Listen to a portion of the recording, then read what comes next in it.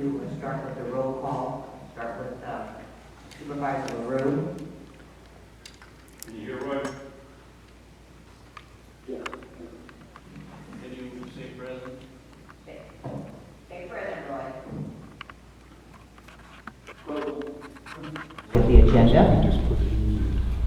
And I see we're going to start with Mr. Gundell. Good morning, Norm. Good morning. Please state your name and address. New microphone.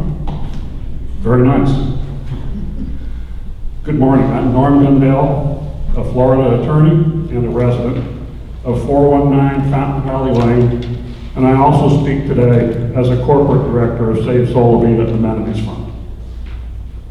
I speak to agenda item 8 and ask you to compromise and settle for $14,000 the motion for payment of $62,000 of the residents' out-of-pocket expenses. It's time to settle. This motion has been pending for over a year. It could have been settled back then with no legal expense. Instead, prior counsel engaged in needless discovery, yielding little more than had already been provided to the court, but also uncovering an additional $8,000 in out-of-pocket expenses. You have already incurred $10,000 in legal fees, and Poinciana Council estimates you will incur an additional $10,000 preparing for and attending next month's hearing. And West could still be liable for $62,000. Instead, you can avoid that further legal expense and settle now for $14,000. It's time to settle. Make a motion to accept the settlement, vote on it, and be done with this. Thank you.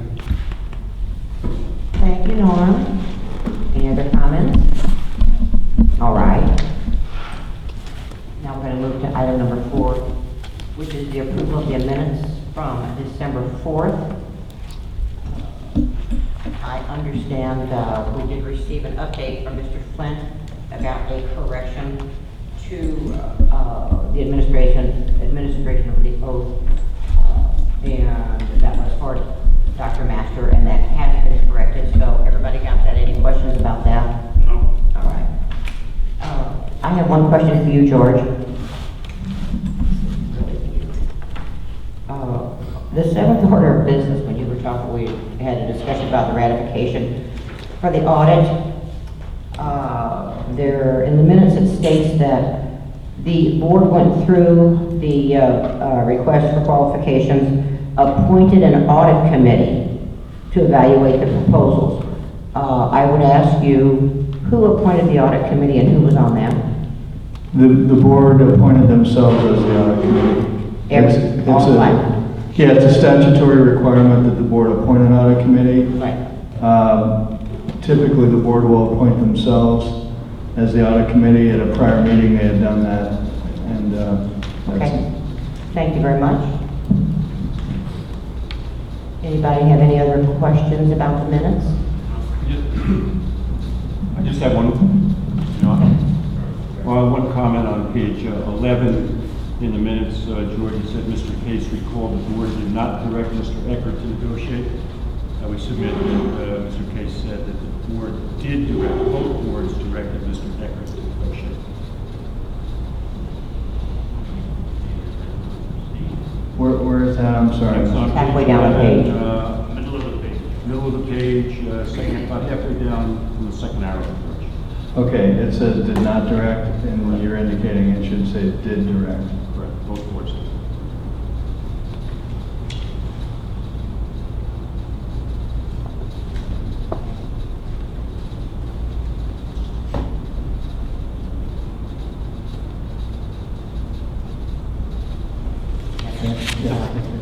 Any other questions on the minutes or comments? Okay. May I have a motion, please, to approve the minutes of the December 4th meeting? So Second. All in favor? Aye. Opposed?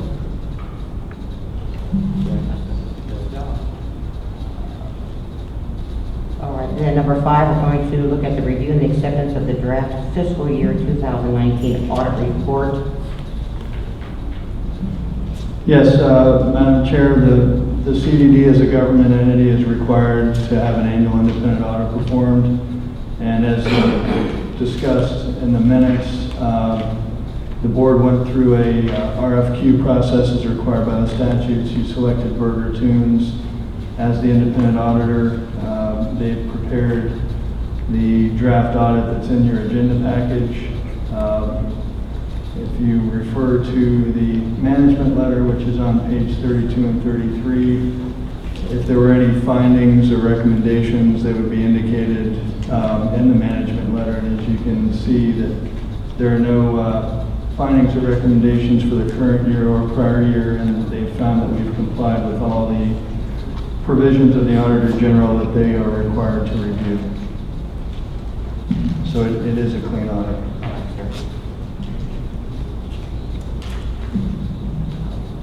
You need a motion on that, George? The motion, yeah, would be to accept the audit and authorize it to be transmitted to the state of Florida. Second. All in favor? Aye. Opposed? Thank you. Moving right along. Item number 6, consideration of the contract agreement with Polk County Property Appraiser for assessment administration. Yes, the district uses what's called the uniform collection method for collecting the debt service and operating and maintenance assessments. The uniform collection method is the tax bill. And as part of the district's obligation under Chapter 197 and utilizing the uniform collection method, we are obligated to enter into an agreement with the property appraiser for their work associated with placing it on the tax roll. And the fees that they can charge are specified in the statutes. We don't really have any ability to negotiate those fees. This agreement is something the district enters into annually, and the fees are consistent with what they've charged in the past. Correct. I agree. Let's see, that's number 7. So, motion to ratify the data sharing and usage agreement. Oh, I'm sorry. We're on Polk County, number 6. It's all county nonsense. Okay, motion to approve the contract agreement with the Polk County Property Appraiser. All in favor? Aye. Oh, I can say. and that's, we're moving so quickly. Oh, yeah. Number 7. Yeah, the next item is also with Polk County Property Appraiser, and what this agreement is, this is something new. The district hasn't been, it may have been required last year, but it is something fairly new that taxing entities are being asked to enter into. It's not just CDDs, it's counties, cities, anyone who uses the tax bill as a collection method. And what it deals with is the fact that some tax roll information is private.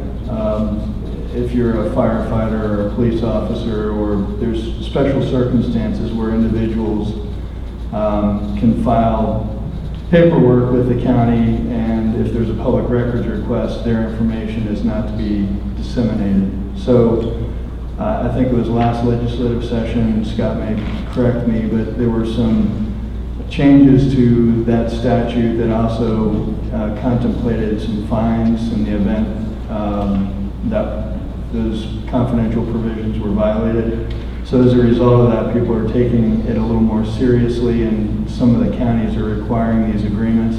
Basically, all it says is that we're not going to disseminate information that is otherwise confidential. When they send the information to us, it's already flagged, and certain information is not even included in the tax roll they provide. So it's fairly clear to us what is confidential and what's not, and we're comfortable with these agreements. I don't think we have a lot of choice because we need to use the tax bill as a collection method. This is a requirement of the county, and we believe that we can work under this agreement. I don't know, Scott, if you've got any thoughts on this. Well, my question was one that you probably answered, was that we need to make sure that it is correctly flagged for us, and if you're confident of that, then As George said, we really don't have a choice. Yeah, correct. Well, especially when it comes to the county. I'm just wondering though, in the event of a whoops or a boo-boo, I mean, what is there liability? On behalf of the CDD district, if any of that information was to, There are some fines, I can't tell you the amount off the top of my head, and there is a. Mike is not on.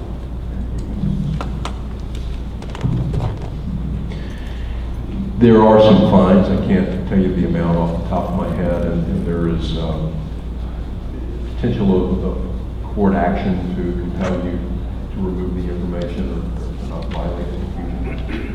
understood. Any other questions or concerns on that matter? No? All right, in terms of the number 7, then, a motion to ratify the data sharing and usage agreement with Polk County. So moved. And a second? All in favor? Aye. Opposed? Roy, were you going Were you in favor, Roy, or were Are you you in opposed? favor or you opposed, Mark? I voted aye. Thank you. In favor. There's just a little bit of a delay Yeah. in the phone line. All right, now we're going to move on to topic number 8, which is the discussion of settlement offer for the motion to tax cost. I can open or I can go last, whatever anybody wants to do. Go ahead. Uh,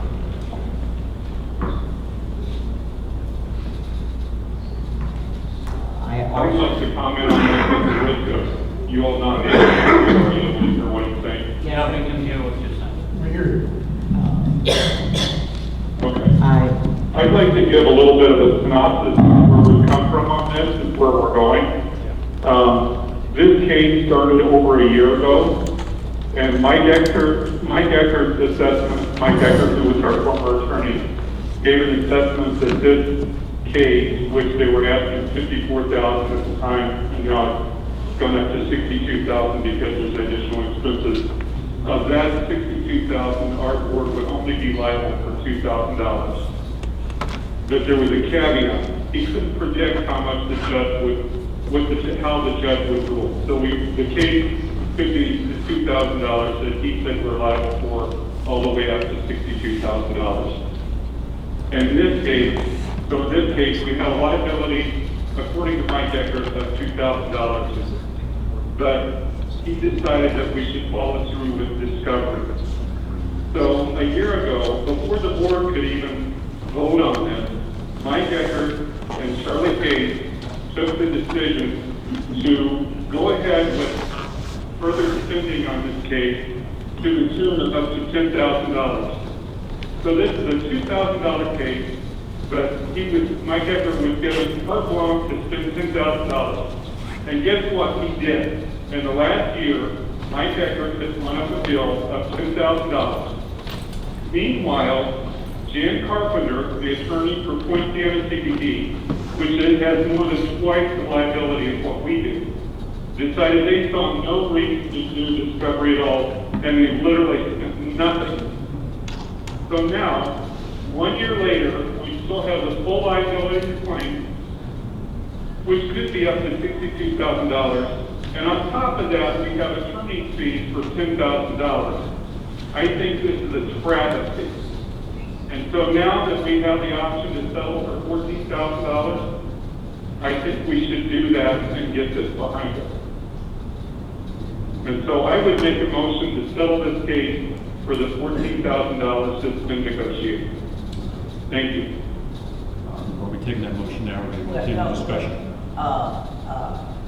Roy, let's continue with the rest of the discussion first, please. Thank you. Okay, as Roy pointed out, this has been a long, ongoing process for which we have had numerous requests for fees related to this case. Our attorney at that time advised us, based on the information he had before the courts, that our responsibility was $2,000, and that this request was completely unacceptable. His recommendation to the board was not to pay it. He also, at the request of the board, was requested to cap his fees, which was $10,000. And he pointed out that the courts had related that all these filings came after the fact of when they were supposed to be supplied to the courts. So in our judgment at that point in time, it was senseless to throw away the residents' money, accepting a request for funds as a settlement that the courts at that point even said that they had exceeded the requirements for filing. Now, we're in the habit of listening to some of our attorneys that we hired. So my question for Scott is, Scott, have we had a dialogue? You're our current attorney. Have we had a dialogue with our previous firm about this particular case? And you brought up the speed about that previous conversation through the courts. Yes, and I looked at some of these documents before you hired me because I wanted to be up to speed a little bit. But I did talk to Mr. Eckert about this. He explained his viewpoint, his theory that the CDD might get off with paying less than the $14,000 settlement. But frankly, I agree with what's been said before, and I agree with the man who spoke. It's very easy to spend another $10,000, saving $10,000 potentially, and then you don't know whether you will or not. You know, at the end of the day, the judge says what he's going to say, what he's going to rule, and then you get the privilege of spending another several tens of thousands of dollars appealing it if you don't like it. You have a judge that I think is somewhat inclined to rule against you because of the history of the case. I think the board would be very prudent to settle the matter as suggested here. There's one issue outstanding in my mind, and I need to read the interlocal agreement that applies between the two CDs to make sure that we don't have liability to the other CDD after we settle.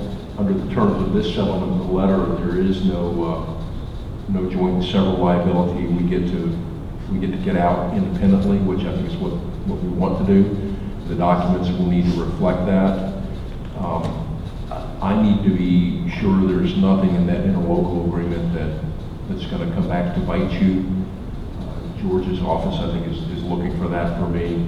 I'm going to try to read it here pretty quickly if I can. All right, so if I understand correctly, what's changed fundamentally is you believe the recommendation to settle is correct because of additional legal fees. It's a smart business. Okay, and I think what's changed also is the previous legal fees were capped. Now, you as being our current attorney, I assume that everything we spend from this point forward, you're going to bill for. Yeah, I don't want to spend any legal fees on this. This is something that the board obviously wants to move past. It should. So I've talked to Mr. Eckert. I've not spent any time independently reviewing his recommendation or trying to revisit that. If the board wants me to do that, then you'll tell me today that you want me to do that, but I thought that we should have this discussion first. Okay, well, I'm going to have it listed. Well, I don't know if y'all have something to say, but, you know, yes, I agree with counsel and Supervisor LaRue. This has gone on. This and numerous things have gone on way too long, okay? Every time something happens, it's costing the residents money, and we have to stop this. Again, unfortunately, this motion tax cost goes back to this ridiculous amenities deal that has been like a tumor. It has been like an open bleeding wound for such a long time, okay? Now, even though we had a funding agreement, and even though Mr. Eckert's fees were being paid, or AV or whoever was paying them, that's fine. But let me remind you that as of September 18th, the Poinciana West CDD got stuck for $3,632 to pay Mr. Eckert's bill from this amenities deal that was still this ongoing billing. The only reason, there's no there's no party around the fact that we capped this at $10,000, because when we had the specific discussion with Mr. Eckert, we actually boxed him into a corner, because I was ahead of that discussion, knowing that it was going to get completely out of hand. And I asked to cap it at $7,500, and it went up to $10,000. Okay, so the $10,000 has been blown through. Okay, it's done, it's over with. Okay, again, if it wasn't for these And ridiculous. meanwhile, Mr. LaRue, one moment. the $10,000 Right. does not increase our liability one iota. One. And again, if it was not for this bond validation nonsense that hurt so many, that took so much money, that took so much time from everybody's lives, for what? Nothing.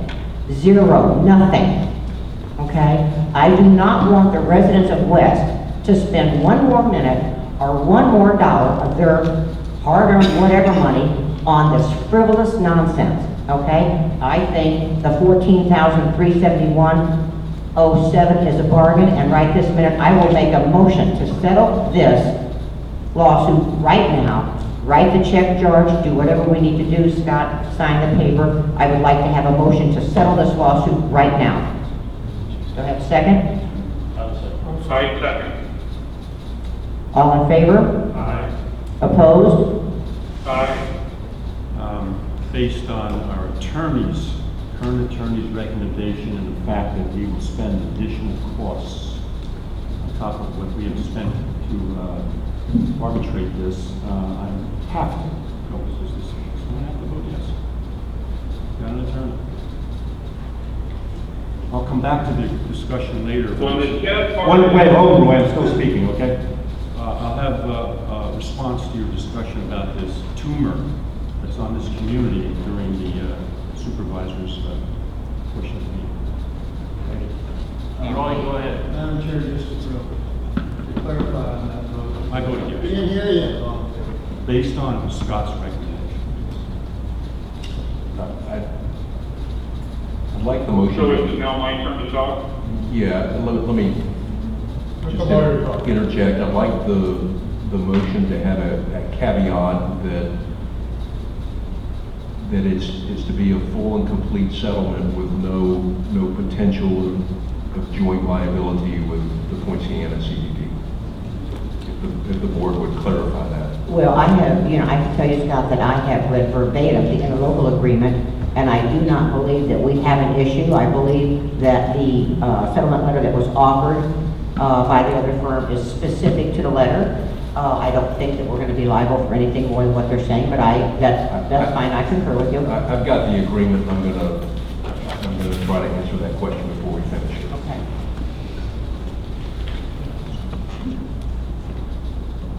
May I speak to the joint liability? Can Roy speak? He's been waiting for a Roy, while. go ahead. I just want to reinforce that this is a very sad situation when we allow an attorney to spend $10,000 and they become absolutely nothing significant in the discovery. And the fact that Jan didn't see any need at all to spend $10,000 on a $2,000 case. I think this whole thing was a travesty.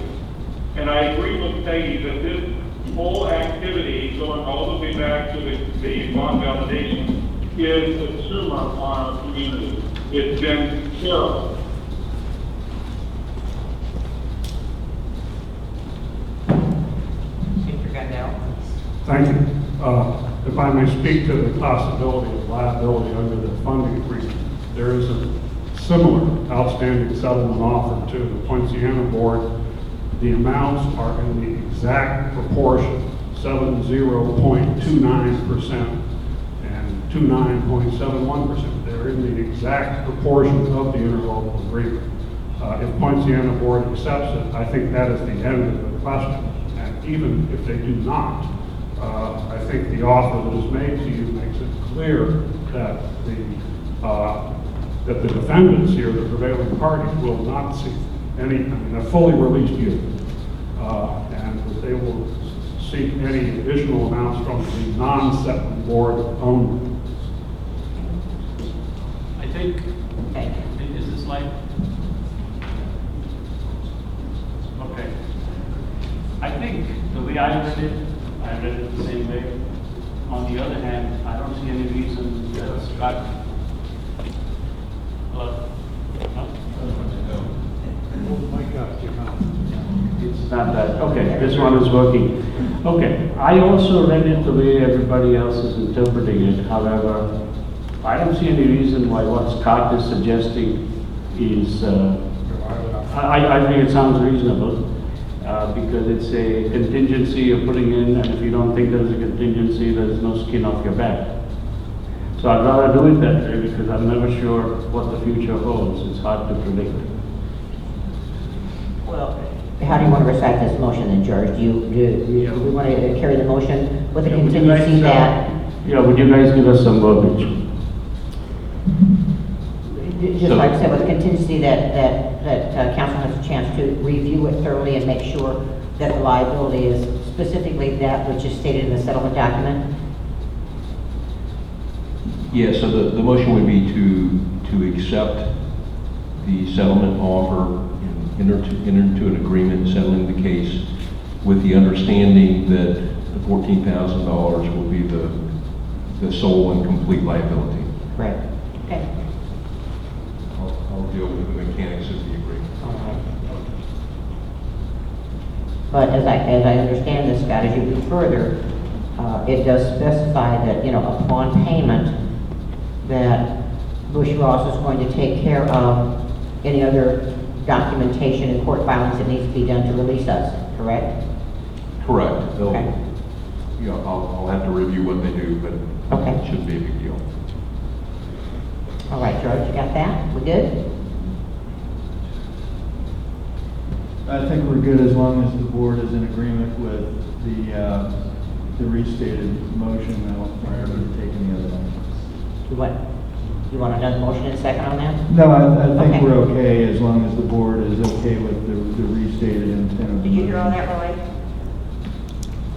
Yes, I completely agree. Okay. Everyone? Yeah. All right. Okay. Finish with that? Yep. All right, then we'll move on to staff reports. And first we have Scott. Welcome aboard, Scott. Welcome aboard. This is the new attorney for Poinciana West, and Ms. Scott Clark.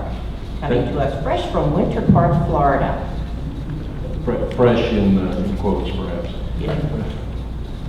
because I come by I-4. By I-4, so, we have to. I have comments on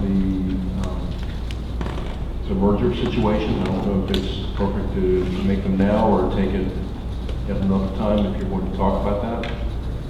The next meeting that we have is the merger. I mean, you want to discuss it now, or Well, yeah, let me give us a couple of pieces of advice? Let me give you some thoughts on it as I've looked at it. I've had a chance to review the proposed merger agreement and the circumstances surrounding that, and I'll give you these thoughts. Number one, I deem it an impossibility that the merger would be completed prior to the next election, and that's problematic because you're going to go down a road with certain seats resigning, and then you're going to have an election and perhaps be in the situation of starting over. The last two mergers that were done by the governor and cabinet in Tallahassee took 11 months start to finish, from the filing of the petition to the final order. The effective date under the proposed agreement is another 60 days behind that. So as you can see, the merger fact sheet that you looked at, and I looked at it and I agree with it, talks about a 12 to 18 month time period. I would really put it more toward the 18 month with that. Another thing that's happened is that there was a bill filed on Friday in the legislature to transfer the function of the FLAWC to the Department of Economic Opportunity. And if that happens, and I don't have any prediction on the bill, it's just a bill, but if that happens, in the middle of this process, they're gonna dump either a hiatus or tell you to go back to the beginning. And so my assessment with the timetable is if there's a thought of hurrying into a merger to try to meet that deadline, I wouldn't do it. I think you'll be wasting money, and the proverbial haste makes waste is always true in legal matters. I will also tell you that the proposed merger agreement that I've looked at, it's on the table, calls for this board to take one seat rather than 2 seats on the surviving board. That's something that you might not be interested in, and also does not comply with First I've heard of that. the statute. The agreement that I looked at, and perhaps there's a later draft, forgive me if there is, but the agreement I looked at called for the Poinciana board to have 1 resignation with that to be Did you say replaced. agreement from October 2019? Where'd you see that? I don't think it's. Yeah, what I saw was 2 boards from each side and one. That's the discussion that we've always had. I just don't know whether Jan or Michael maybe forwarded, old information to him. I was thinking. It may be an old agreement. That might be in the minutes or something. Yeah, I think- That was discussed. I think that sounds, George, it sounds. The intent has always been 3 seats from Poinciana and 2 Yeah. from Poinciana. Well, and I agree. I mean, that agreement's I don't think that we need to pick that apart because that's just an error somewhere. And when I was reading, some of the statutes and some of the laws, it specifically stated as such, so. But you can talk if you want to, Tony. This is Tony Reed, I'm on seat 1, Poinciana CDD. That's the first I ever heard of that, and to our belief, it's not true. We have all understood by law that it's 2 and 2 with 1 open seat for voting. And we plan to go forward that way. And one thing that I think is very important for everyone to understand, we are one community. We are all together in this. There's no sides, west or other. That does not exist here in Poinciana. And we're going to work hard to make sure that happens. Thank you. The other observation I'll make is, in my opinion, the transaction needs consent of your bondholder. Mr. Eckert and I discussed this, and he's not sure that he agrees with me. And I asked him if he had any insight that he wanted to provide to do that. But in your trust indenture, there are a number of covenants that you make with your bondholders. One of those is and it's very typical for documents of that, which is a maintaining corporate existence type of covenant. One could argue that if you merge and you're still in existence as a merged entity, you comply with that.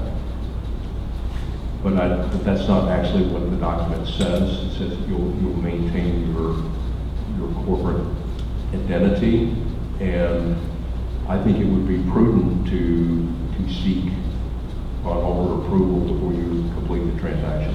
Well, I would agree with you on that end, Scott, and I know that we talked before, George, about the fact that there's not anything realistically that has to be done with the bonds or changing. Everything will stay the same. However, it seems normal and realistic that something like that would have to be passed on to bondholders. It's like any other, whether you look at it as a lien or anything else like that. I mean, they have to be advised of the fact that even though everything is staying as it is, that there's a new party of interest, so to speak. So, I mean, I agree with you, Scott. There's got to be a little it should not be a big deal. But I still think that that's another piece of documentation that's going to have to be looked at, along with the fact that we have to have a public hearing you know, on the merger, and, you know, we've got publication dates and all this, that, and the other, so this is not anything at all that's gonna happen tomorrow. And I agree with you. So, you know, apart from that, there are clearly cost savings that can be achieved, and it may make a lot of sense for the community to do that. I'm neither here or there on that. You pointed out to me at the last meeting that I may recommend myself out of a job by doing that. That's fine. I want to do what's best for the community, but to do it right, so you don't have to look back. Is there a significant difference between seeking approval of the bondholders and notifying the bondholders? Yes. And are we committed to one or the other? I believe you need to seek approval. I think we do need to. That's- And notification process is nothing, you know. Yeah, that's my view of the indenture. You have a covenant that you've made that says that you'll do something. And if you do something else, I don't think you just tell your bondholder, by the way, we're not going to abide by that covenant. I think you obtain consent to do that. And I think it's a majority consent.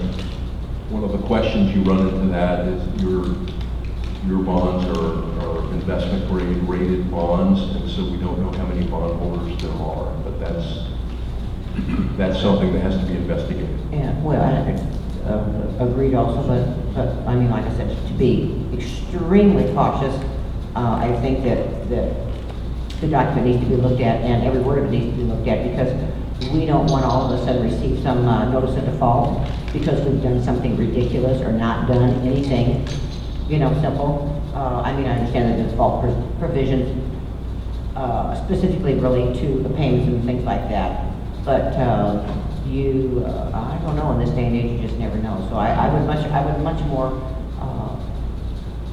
think that we would do everything that we can to make sure that our T's are crossed and our I's are dotted on this case. Yeah, I will say that the possibility of merger was contemplated in the disclosure documents from the 2017 bonds were done, so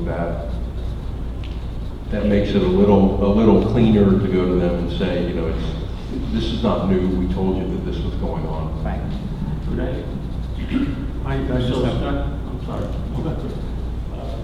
Question for you. You mentioned that our previous attorney thought we didn't need to go through this. Can you give us some sense of what his reasoning was? What he said, actually, and he didn't address it specifically to our situation, but he said that his firm had done some prior mergers just by giving notice. And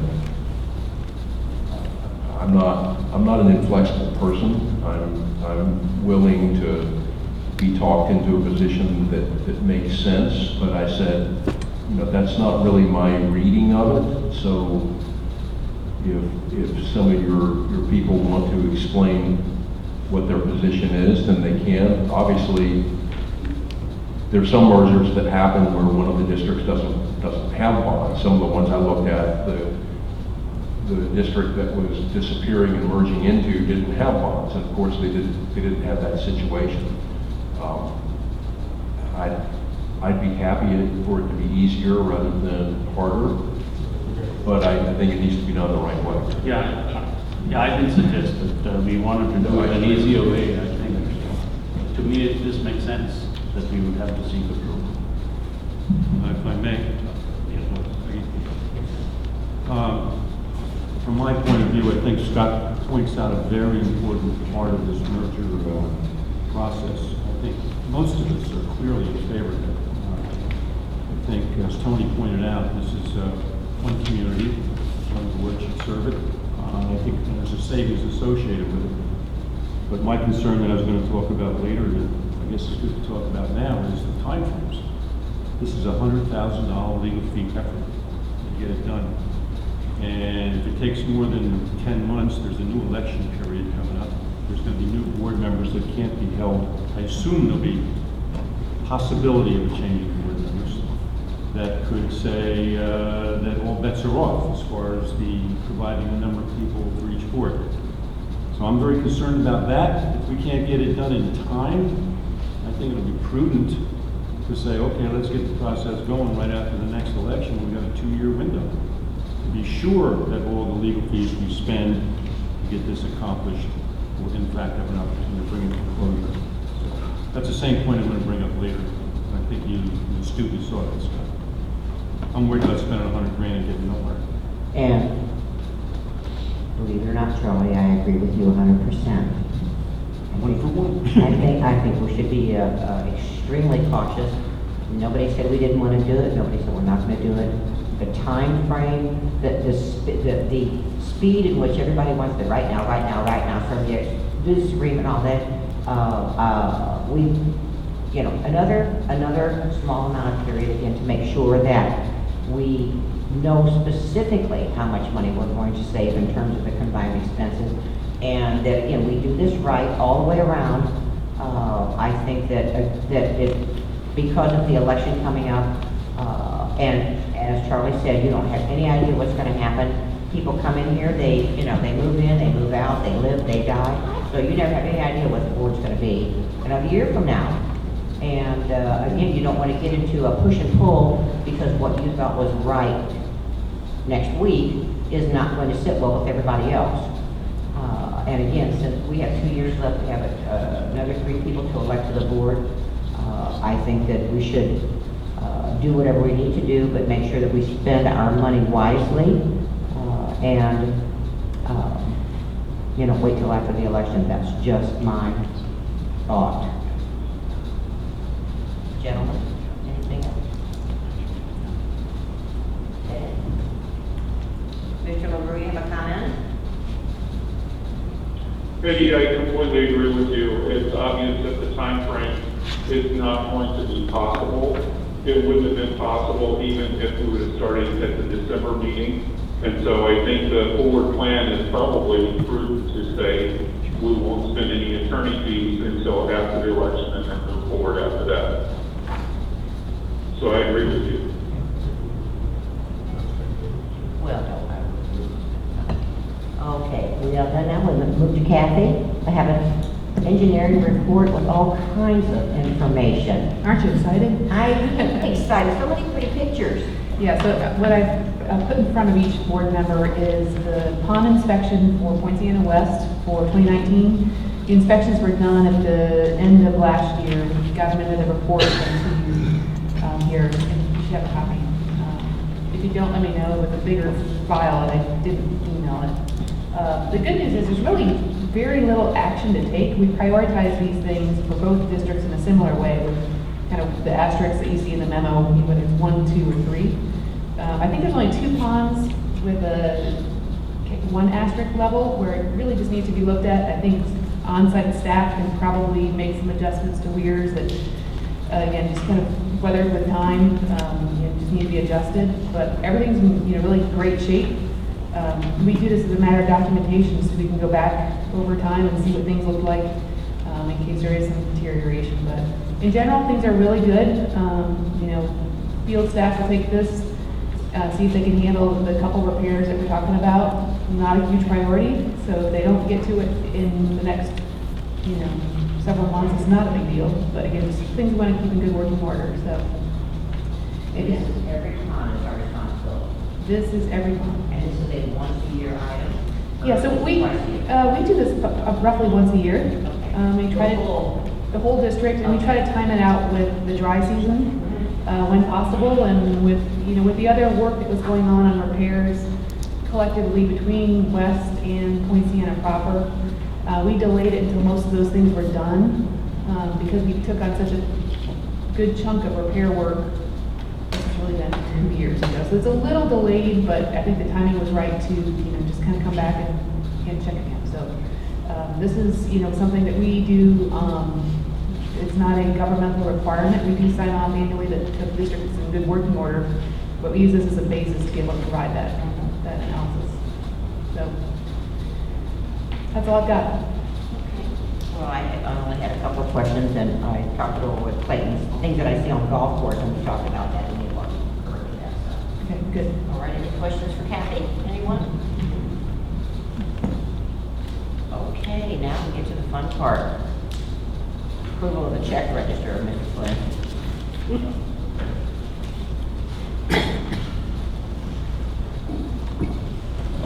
Anybody have any questions besides me?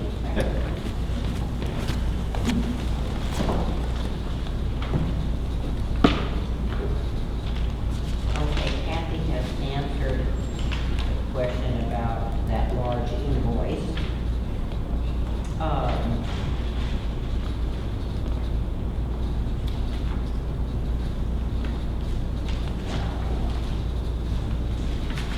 George, I would say to you again, I was talking with Brandon this morning, I was waiting for Sherry to come over here, because the people working our mics and our cameras and everything are all volunteers.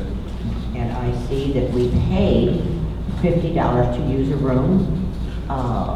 You know that I am not happy about that, because essentially, all of us that live here and pay every month, we own all of this. So I think paying for it a second time is just a little bit uncalled for. And I'm going to have a conversation with Sherry about the fact that I don't believe that when the amenities deal was going on, we had all the meetings and everything else, I don't believe that they were ever charged, okay, to run everything that went on in the ballroom. So that's fine, we paid this bill, but I would ask you, if you get a bill next week for today's usage of this, I'm going to ask you, please don't pay it until I resolve this with Sherry and Craig Carmichael. I think this is ludicrous.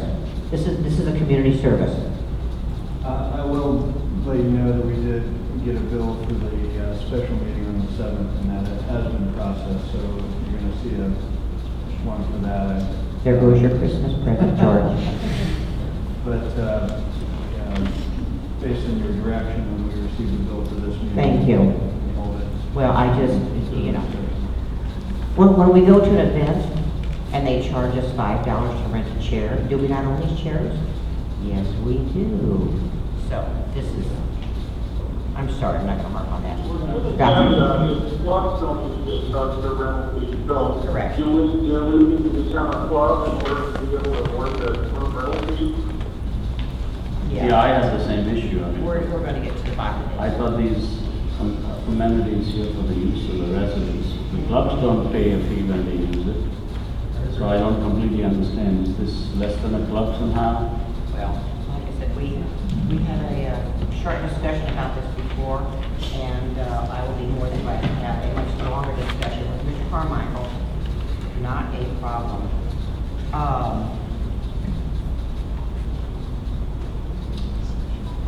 I don't think that I have any other issues with the check register, but I want to ask you a question, please, George, on, as I'm trying to review thoroughly the expenses that are coming in and going out of West and what truly this merger is going to cost us.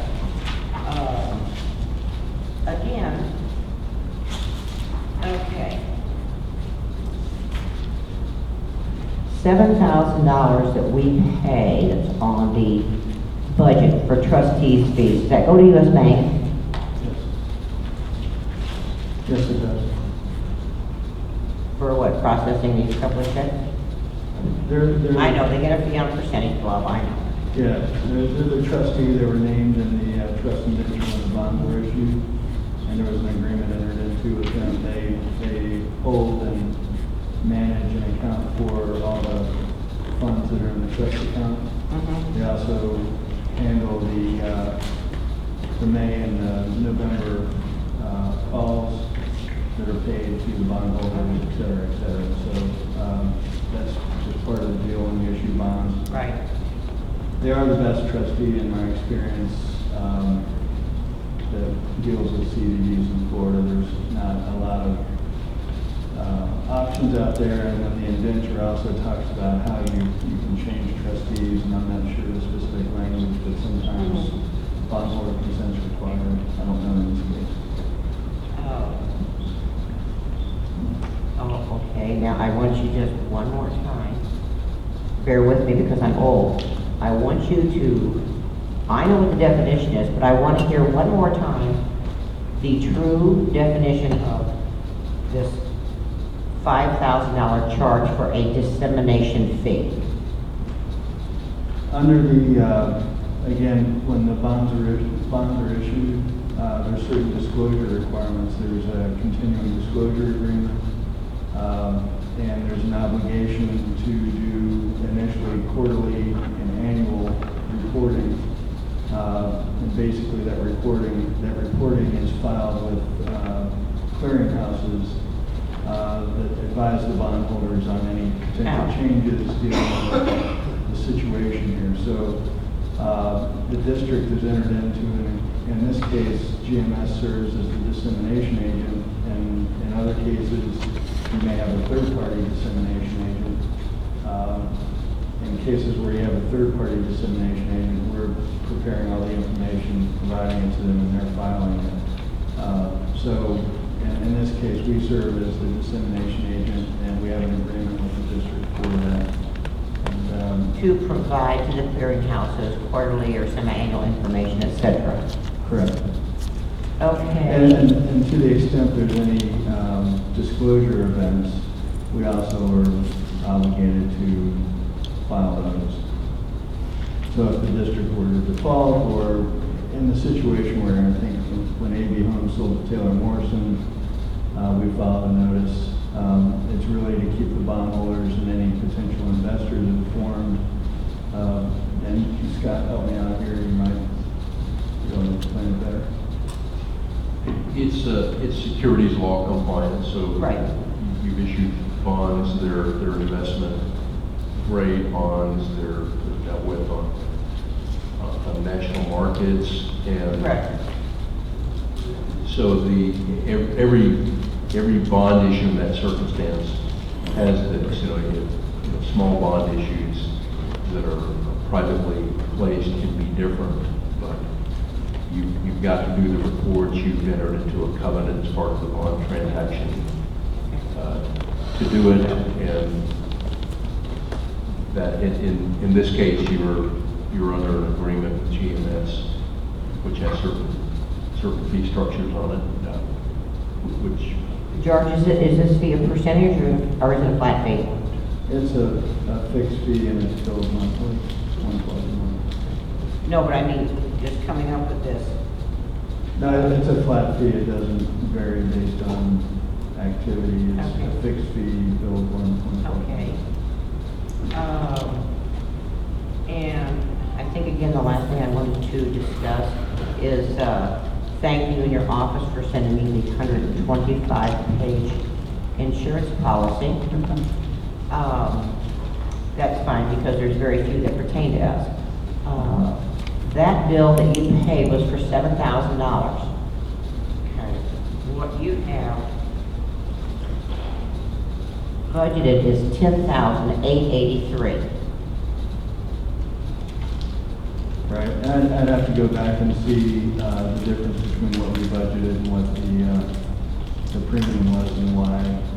We may have carried over a number, I believe the difference is we switched insurance companies and we got a lower premium. The prior management company was using a different insurer, and when we came on board, we brought on the Florida Insurance Alliance. And this is an annual policy. It's an annual policy. Okay, just out of curiosity, for $7,000, have there been claims in the past, and what have they been? I'm not aware of any claims, but, And there's you something have- about you have the workman's policy comp? open, there aren't any claims. Okay, but workman's comp? And workers' comp. Well, I mean, what I'm really curious about all this, and I'm not picking on you, George, is the fact that I'm not going to pick on them. is that you are a corporation or an LLC. I've seen everything all over the website, so I'm not exactly sure, because I've seen so many different names. But in any event, you are a company, and you employ all kinds of people or whatever, okay, for which you cover their insurance, their workman's comp, et cetera. Correct.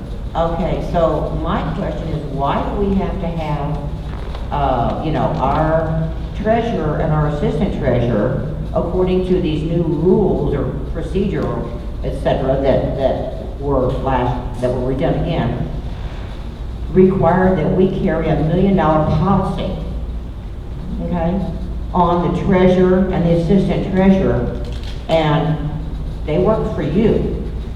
And I understand the point, but in that capacity, being a management service company that services CDDs, et cetera, why is that coverage not paid for by your company instead of us? We do carry those coverages and protections under our agreement. Because I mean, like our vendors, like Floralon and all the rest of them, contractually inside, they show like $1 million, $2 million. And I'm just wondering, worst case scenario, I mean, To the extent a board member, maybe a treasurer, assistant treasurer, a signer on checks, is protecting that. GMS carries their own insurance, and I'm happy to, in advance of a meeting or after a meeting or during a break, address these types of questions Yep. and give me an opportunity to look into them. Okay. So I I'll just haven't send you a looked at list. that provision in the rules, but I'm not passing any costs on to the district that we should otherwise. No. And I was certainly not insinuating that. I'm just trying And we to, also try to get the insurance policy we have, we believe is the most cost effective for the district based on our experience managing 170 districts. It protects you guys and the district. It's a general liability and public officials liability policy primarily. The fact that there's been no claims doesn't mean there won't be any in the future. And part of what affects that premium is the litigation past that the district has. And in this case, if you look at the history of Poinciana and Poinciana West with the litigation, that adversely affects your liability premium. There's other districts I have that it might be $6,000, and that's something in underwriting they take into consideration. If you like, going into the next policy year, which starts on October 1, we can get proposals from some of the other insurers if that would give you some comfort. all right, well, that's fine. Like I said, I'm just trying to, when we talk about the birds, today, tomorrow, or next year, the point is that, what it's going to save is some administrative and some legal costs. Okay, and so instead of using this blanket that was put together in proposal, I would really like to, from our side, see what the cost really could be whittled down to and what they truly are or should be versus what they are now in some cases. Yeah, and in the case of insurance, I'm the primary author of that cost table. I reviewed what Hopping had previously done. Jan and I worked on that cost table, but I used my best judgment in a merged district and what I thought the insurance coverage would be. There are going to be some savings because now you only have one board. So your public officials liability policy, obviously, you're going to go from 2 policies to 1 policy. Your general liability isn't going to be both policies added together because there's reduced liability with 1 board. So we made the best judgment. We can get information from the insurer on an estimate under a merge scenario, if that would be helpful. I have some other things, but we'll just talk to us. Okay. We'll move forward. I believe that is all I have about that. You want a motion on that? A motion to approve the check register. So, I'm sorry, I just heard the phone ring. So, all in favor? Aye. Opposed?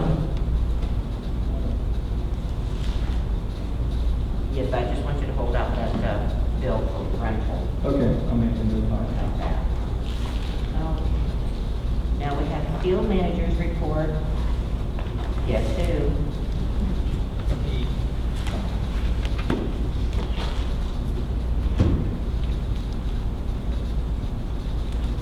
Morning. So I have a report for you as usual that I'm just going to go through. To start off though, I provided you some extra documentation there. That's actually part of a board request to detail and outline actual services provided by our aquatic vendor, including midge and aquatic maintenance on the ponds. There was also a request for going into the reflections so that residents can perhaps have more of a clear understanding in more of a layman's terms of what's going on there. So this is the information that I compiled, and just going through it, the first one basically kind of explains a treatment procedure for aquatic weed control. Specifically, that's going to be plants and algae that are controlled. This is from your aquatic contractor. So going through this, it basically kind of explains some of the herbicides used, how they're used, the process to get to those herbicide usage. The next one going in is basically just all of the different chemicals that are used on Point Siena West CDD ponds. The next and final one is a explanation. I have a question. Yes. Yeah, go ahead. Go ahead, Roy. I have a question. Is this a handout? Yes, I'm sorry. Is Roy. this a handout? We have two handouts. Yes. Yes, sir, Roy. I did actually email it to you. Is there so- any way that we can get these done ahead of time so that it's in the packet, so that the community will receive this information as well? We keep getting this over and over and over, where the field services comes in with a handout, and it's like, come on, get your information ahead of time by a week so it can be included in the whole report if you would. I really appreciate that. Because again, I'm in a different location, I don't have that handout. Roy, I did actually email it to you, and I do try very hard to get everything in the agenda packet, but there's a lot going on, there's a lot of moving parts working with Clark to get everything assembled on this. So sometimes I do provide things at the meetings that can absolutely be distributed to residents afterwards.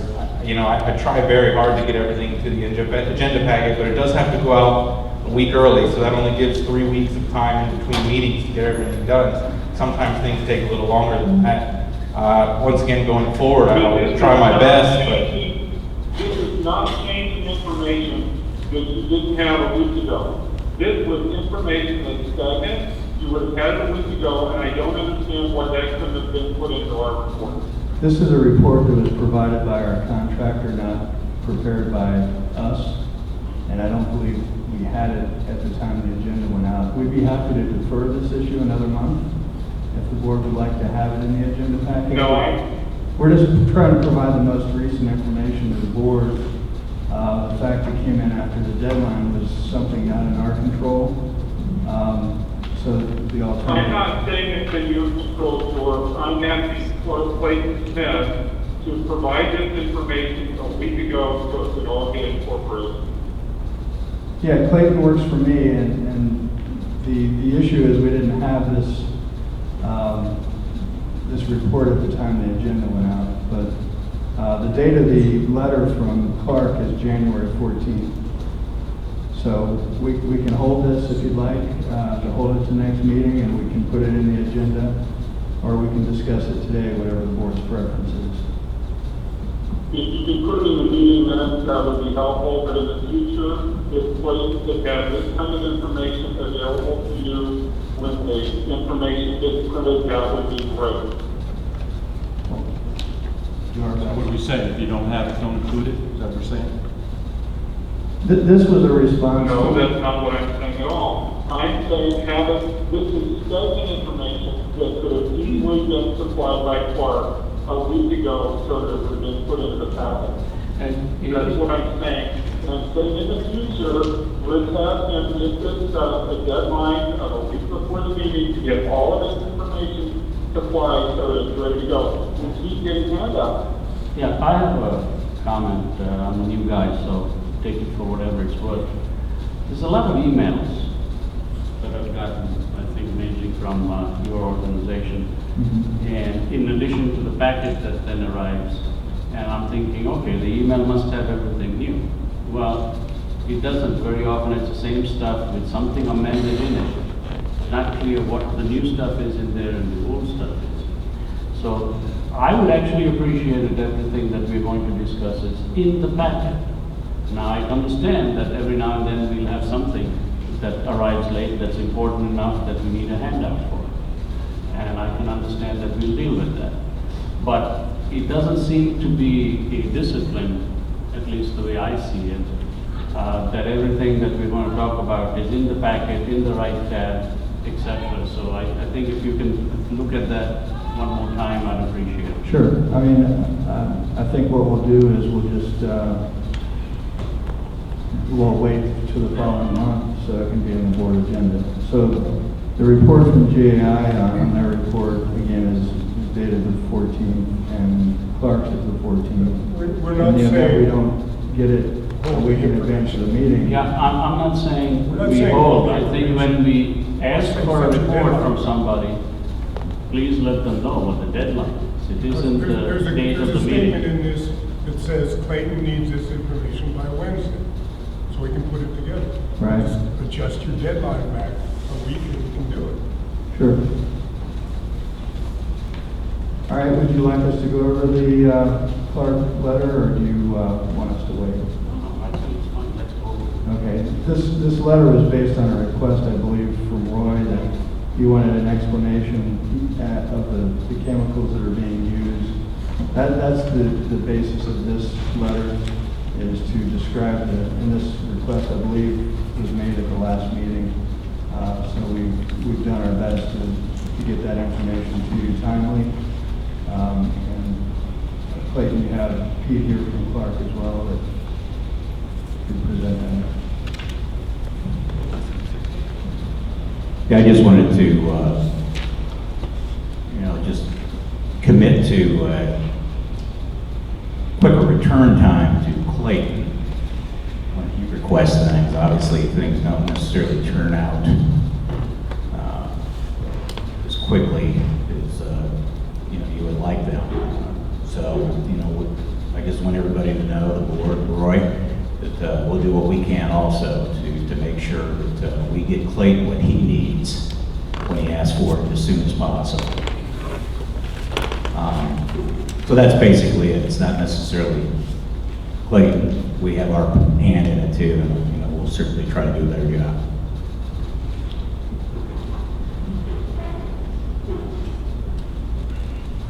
Okay, well, if there's any questions about it, the intention behind it was to use this information to break it down to create a reflections article as the board requested. So, if you guys would like to review this further, basically it is outlining everything that's used here. So, if there's any questions at this point, I'll move on to the report.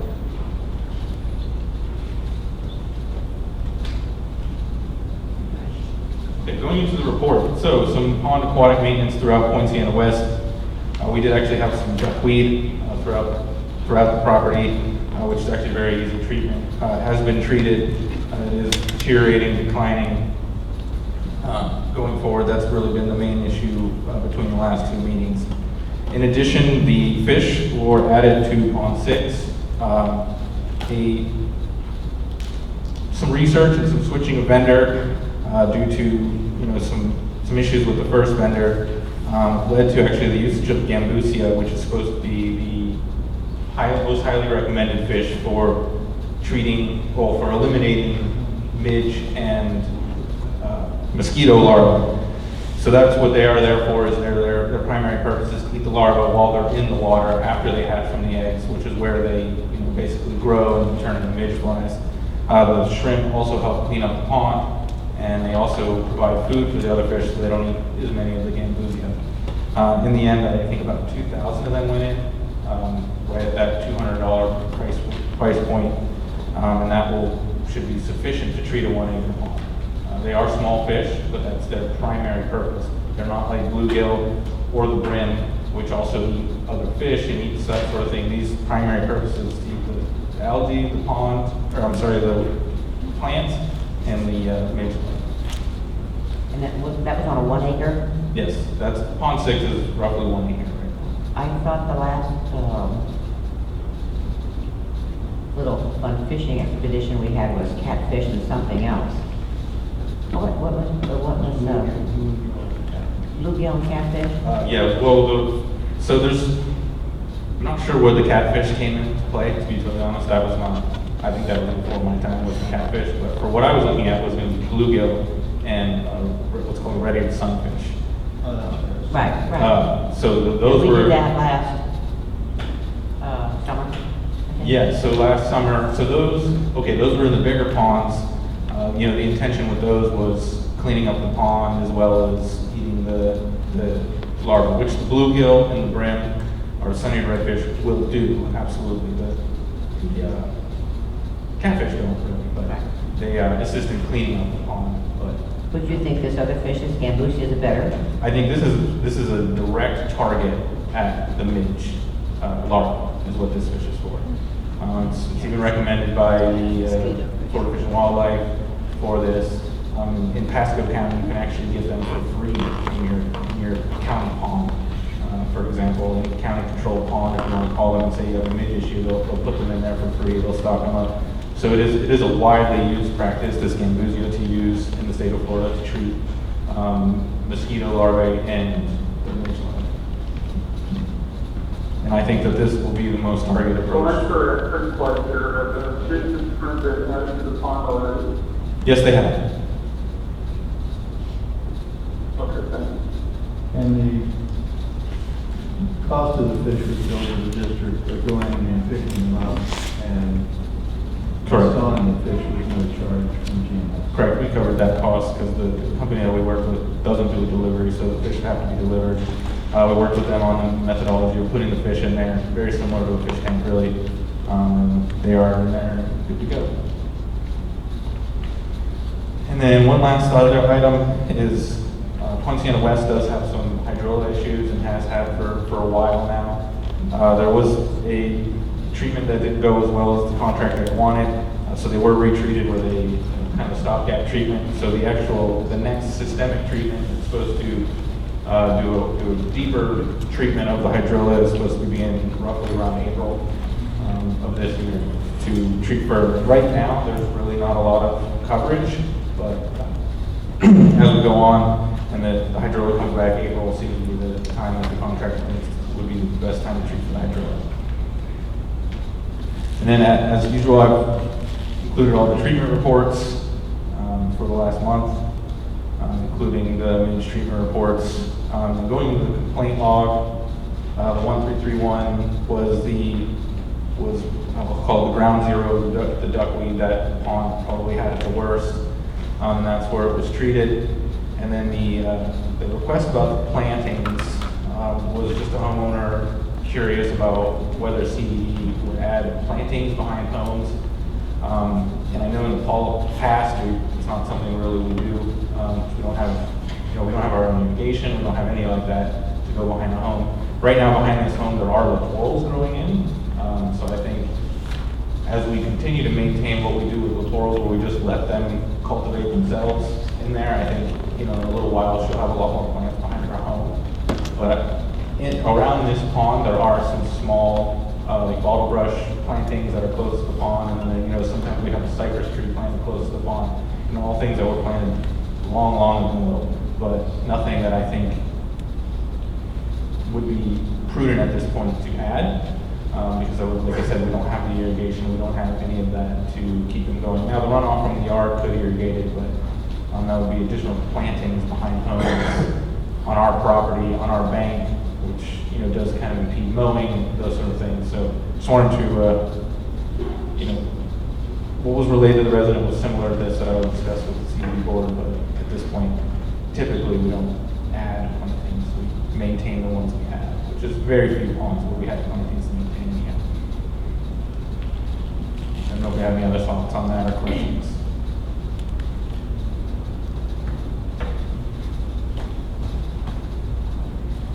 Okay, if there's no other questions on the field manager report, that's all I have for today. Thank you, Clayton.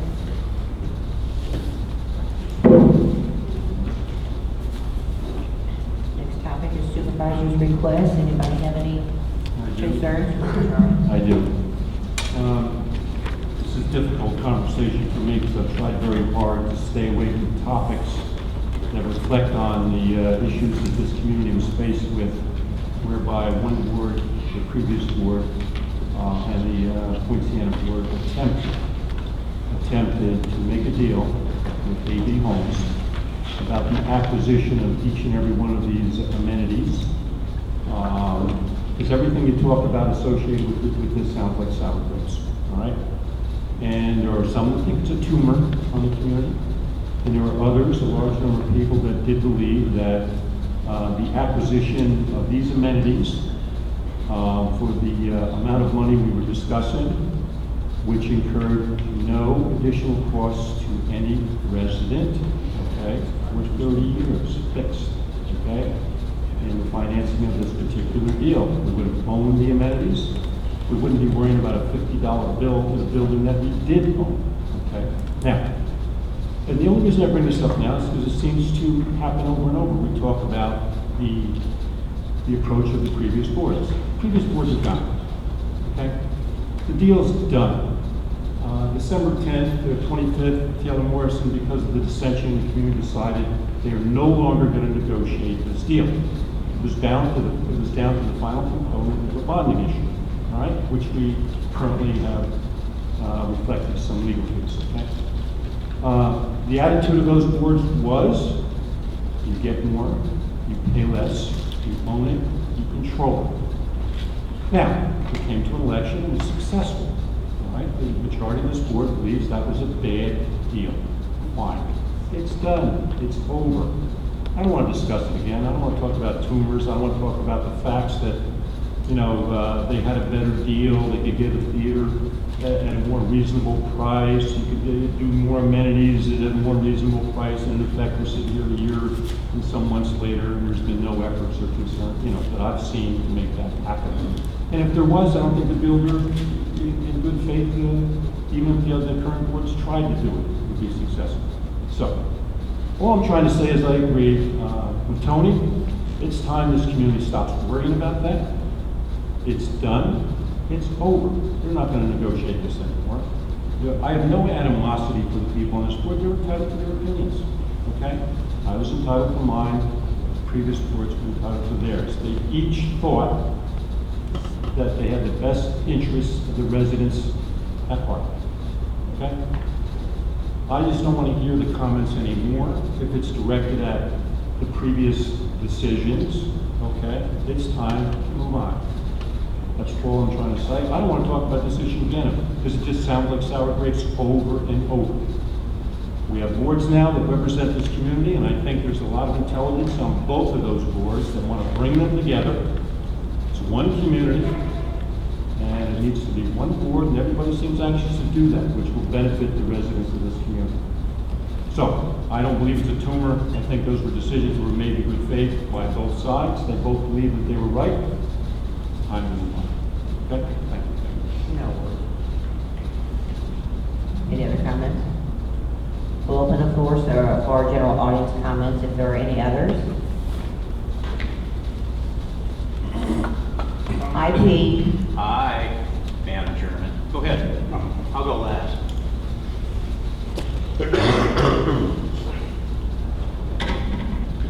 Hi, Norm Goodell again. I want to thank you all, especially Mr. Case, for your vote to accept the settlement offer. You have expressed, or your council has expressed some concern about potential liability to the other board. I think the simplest way to resolve that matter would be to ask the other board to agree that it won't seek to recover any monies from you related to the motion for taxation of costs. Should they accept the outstanding settlement offer to you, that would be an easy decision because they are in the exact proportion of the interlocal agreement. But even if they do not accept it, they may be willing to give you that assurance out of a spirit of cooperation to allow you to complete your settlement. But they would be more likely in either case to do that if you will give them the same assurance that you would like to receive from them.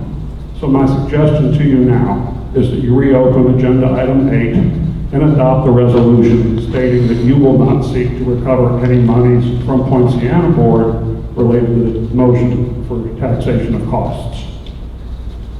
Thank you. Thanks, Norm.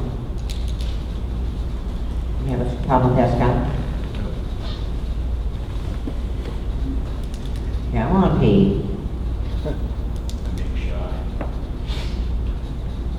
take this opportunity to let the board know that I'm going to be backing away from this account because I have retirement plans in the near future. And your new contact people are right back there, John Green and Tim Gardner. They're going to come by after the meeting and meet you all, try your business cards, see business cards and everything. And I also want to take the opportunity, and I sincerely mean this, the journey with you guys has been great. It's been a wonderful journey. I've really enjoyed working with you all, respect you. We've got a great community here, and I can assure you, you're going to be in great hands with these two individuals. They have extensive knowledge in aquatics and ridge work, aeration. And we take a look at the program to see what they can do to tweak it and improve it, to make it more efficacious through different methodologies, etc. So I wanted everybody to know that. So thank you very much. Where are you moving to? Can you tell me? I'm going to go to North Carolina. I'll be right over. You're always welcome. So That's great. Best of luck to you. Thank you. I very, very much enjoyed your assistance. You've and Fort Clayton, everything together, and you're a good team. We'll get it worked out sooner or later. working with Thank you so much. Clayton's group and George's group has been great as well. So thank you so much for all your support. Welcome to retirement, you're going to enjoy it. I think so. Yeah. Oh, yeah. Okay, George, so we're going to go back and reopen item number 8, which is the discussion on the settlement offer for the motion to tax cost. So do we just, Let's do this first. Yeah, I think before we reopen, let's. I think what he said is really the spirit of what we want to do anyway, what the board wants to do. So I think the motion would be that our stipulation that they're not going to seek any cost from us related to their settlement would be reciprocal. We would agree that we're not seeking cost from them. right? So, Wow. we're going to move. Okay. George? Yeah, the only question is whether you want to open up comment again on that particular item. I think it's on the agenda, you've taken comment. Yeah, I think that we've had enough comment. I mean, I think we all agree with Scott, and that was certainly, I think what we agreed to was that our attorney would talk to their attorney and seek some accommodation on this issue. As far as I'm concerned, the suggestion that we give them the same assurance we are seeking, I don't think requires them to vote. It's just part of whatever it is that they want to It discuss doesn't. and come back to us with that Correct. saying, here's what the draft looks like. no, So I'm happy to wait for that. Yeah, I'm not going to give you legal advice, but I think if you had a motion to that effect, it would be a little stronger when Poinciana is discussing the same issues. There's a motion on point, so they don't feel like there would be exposure, that somehow you would seek some fees from them. I hope they will settle, but they may not. So I'd like the motion to reflect that it isn't limited to whether they settle, but in any event. Okay, well, Counselor, you may have to throw a few words in there. Now that all these legal beagles have thrown all these words up here, we need to get one sentence that we can all vote on. A motion to pay, let's see, a motion to, You suggest the language? Scott, tell us what this is. So the motion would be in conjunction with our settlement of the fee action, the litigation,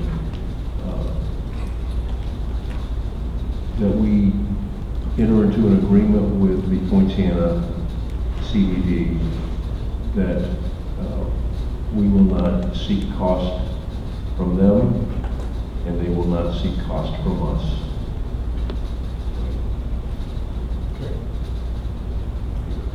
okay, I mean, I understand that, but then, I mean, I hate to be but, let's don't, let's don't get to a position where now all of a sudden we're gonna spend $500 in attorney's fees to have a 2-page document where if you don't step on my toes, I don't step on your toes.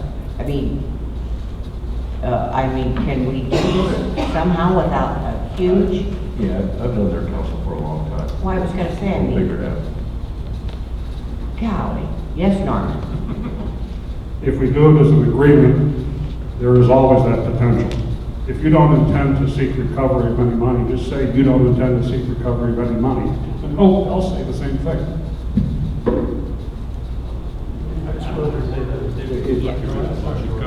Right, well, that's what we were before, and like I said, it's all about, I mean, we don't have any idea what Poinciana's going to do.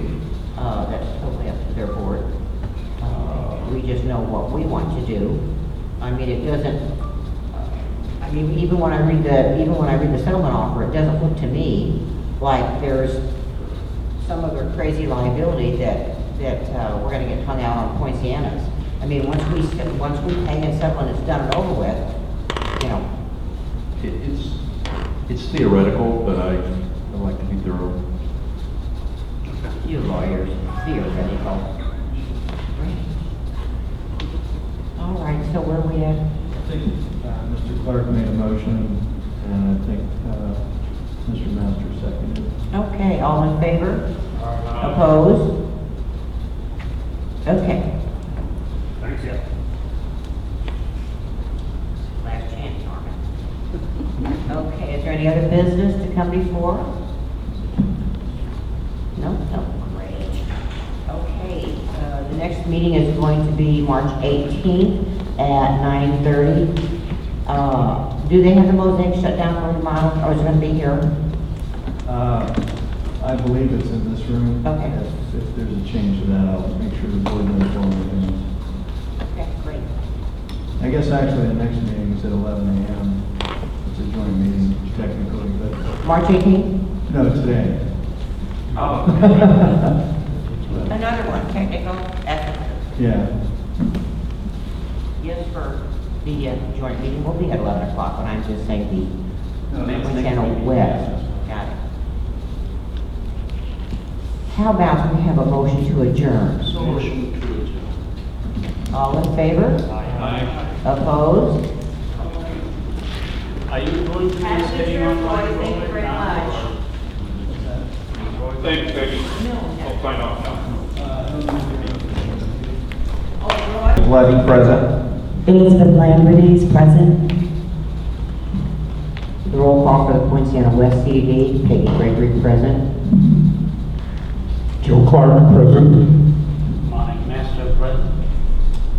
Charlie Case, present. Roy?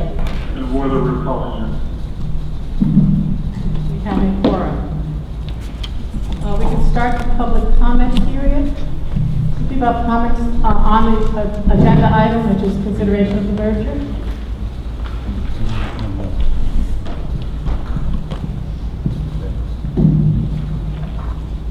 Seeing none, we'll close the comment period.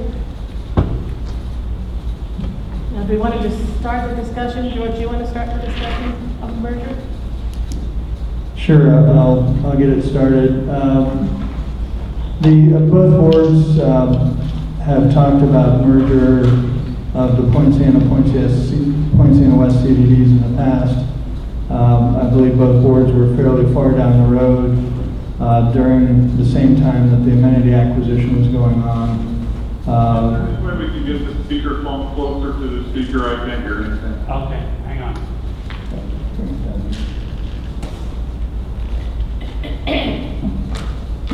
And for one reason or another, it did not come to fruition. So more recently, since the November of last year, there's been discussions among both boards about the possibility of merging districts. There was a prior memorandum that was prepared by counsel for both districts, prior counsel for both districts. That memorandum was reviewed and revised by Jan Carpenter as district for the Poinciana CDD in an effort to have some meaningful discussion on the issue. Both boards agreed to hold this joint meeting this morning.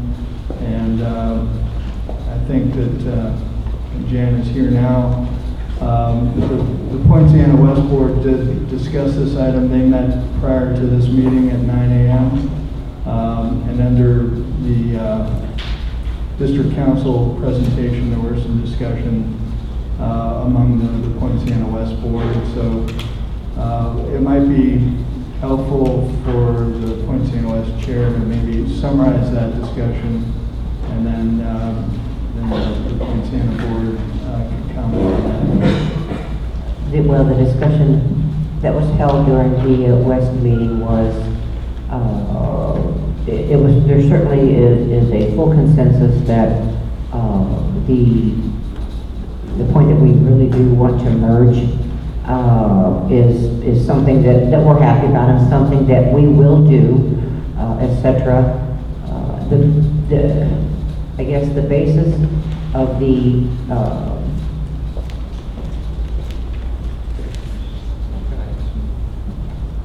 or the main reason that we had a large discussion this morning was the fact that we feel, and we took a vote on this, and we all pretty much feel the fact that to get involved in a merger right now is not truly in our best interest.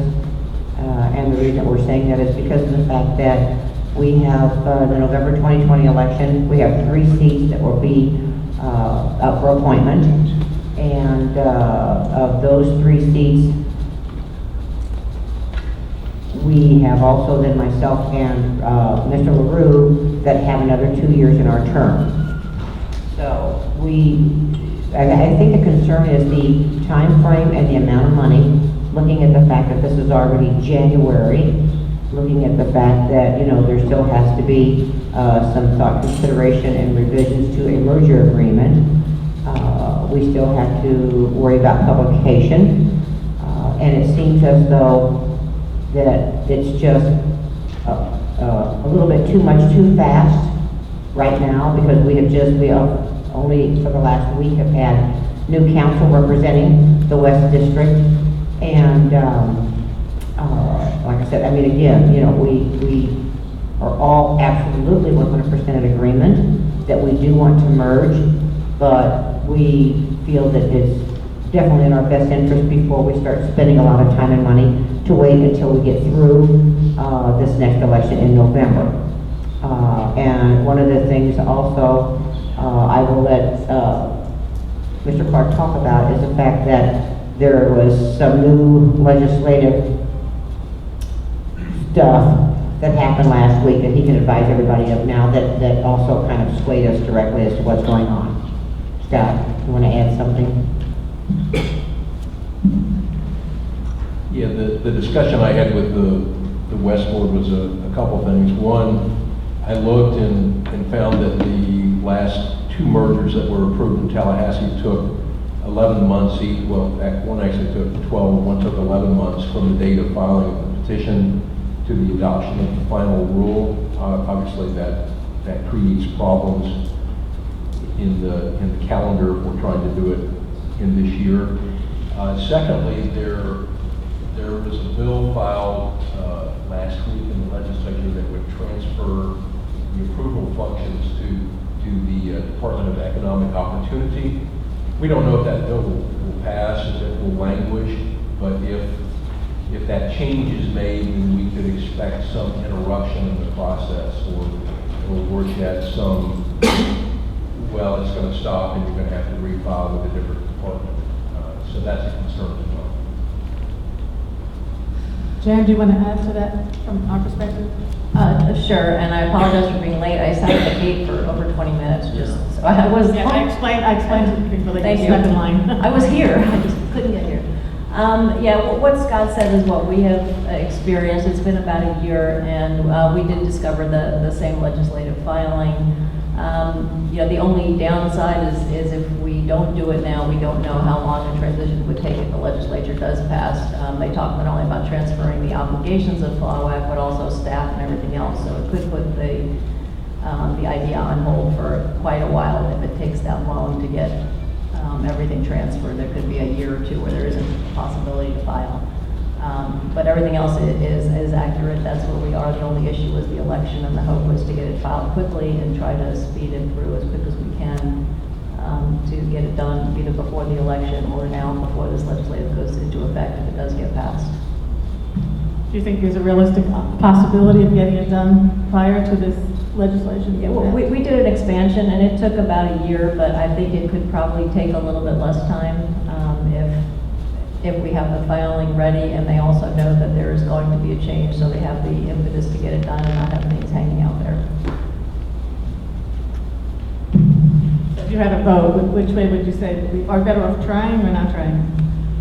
It sounds like West isn't in the boat to try, so I would take the view, if you want to do it, let's do it now and try to get it done before there's other wrenches thrown in, but, because it, as I say, we were given the work that Hopping had done and asked to update it, and the process itself is time consuming, but it's not tough. The statute says what's out there.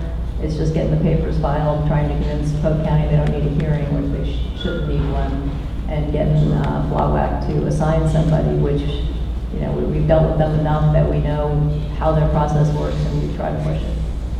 I think that I heard the discussions in the previous, the West meeting, and what stood out to me was that you're bumping up against the election cycle and you don't know what the makeup of the boards are going to be after that.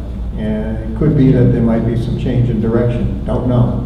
Okay, so is it prudent right now to move forward? That's my question that sticks in my mind right now.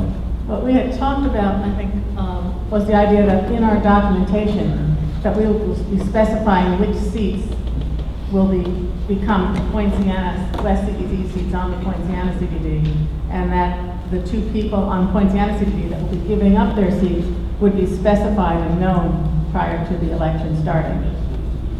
We had talked about that, and I believe it's in the documentation, isn't it? That we would be designating seats as part of the filing process? Each board would designate two people and then one at-large, which we would have to agree.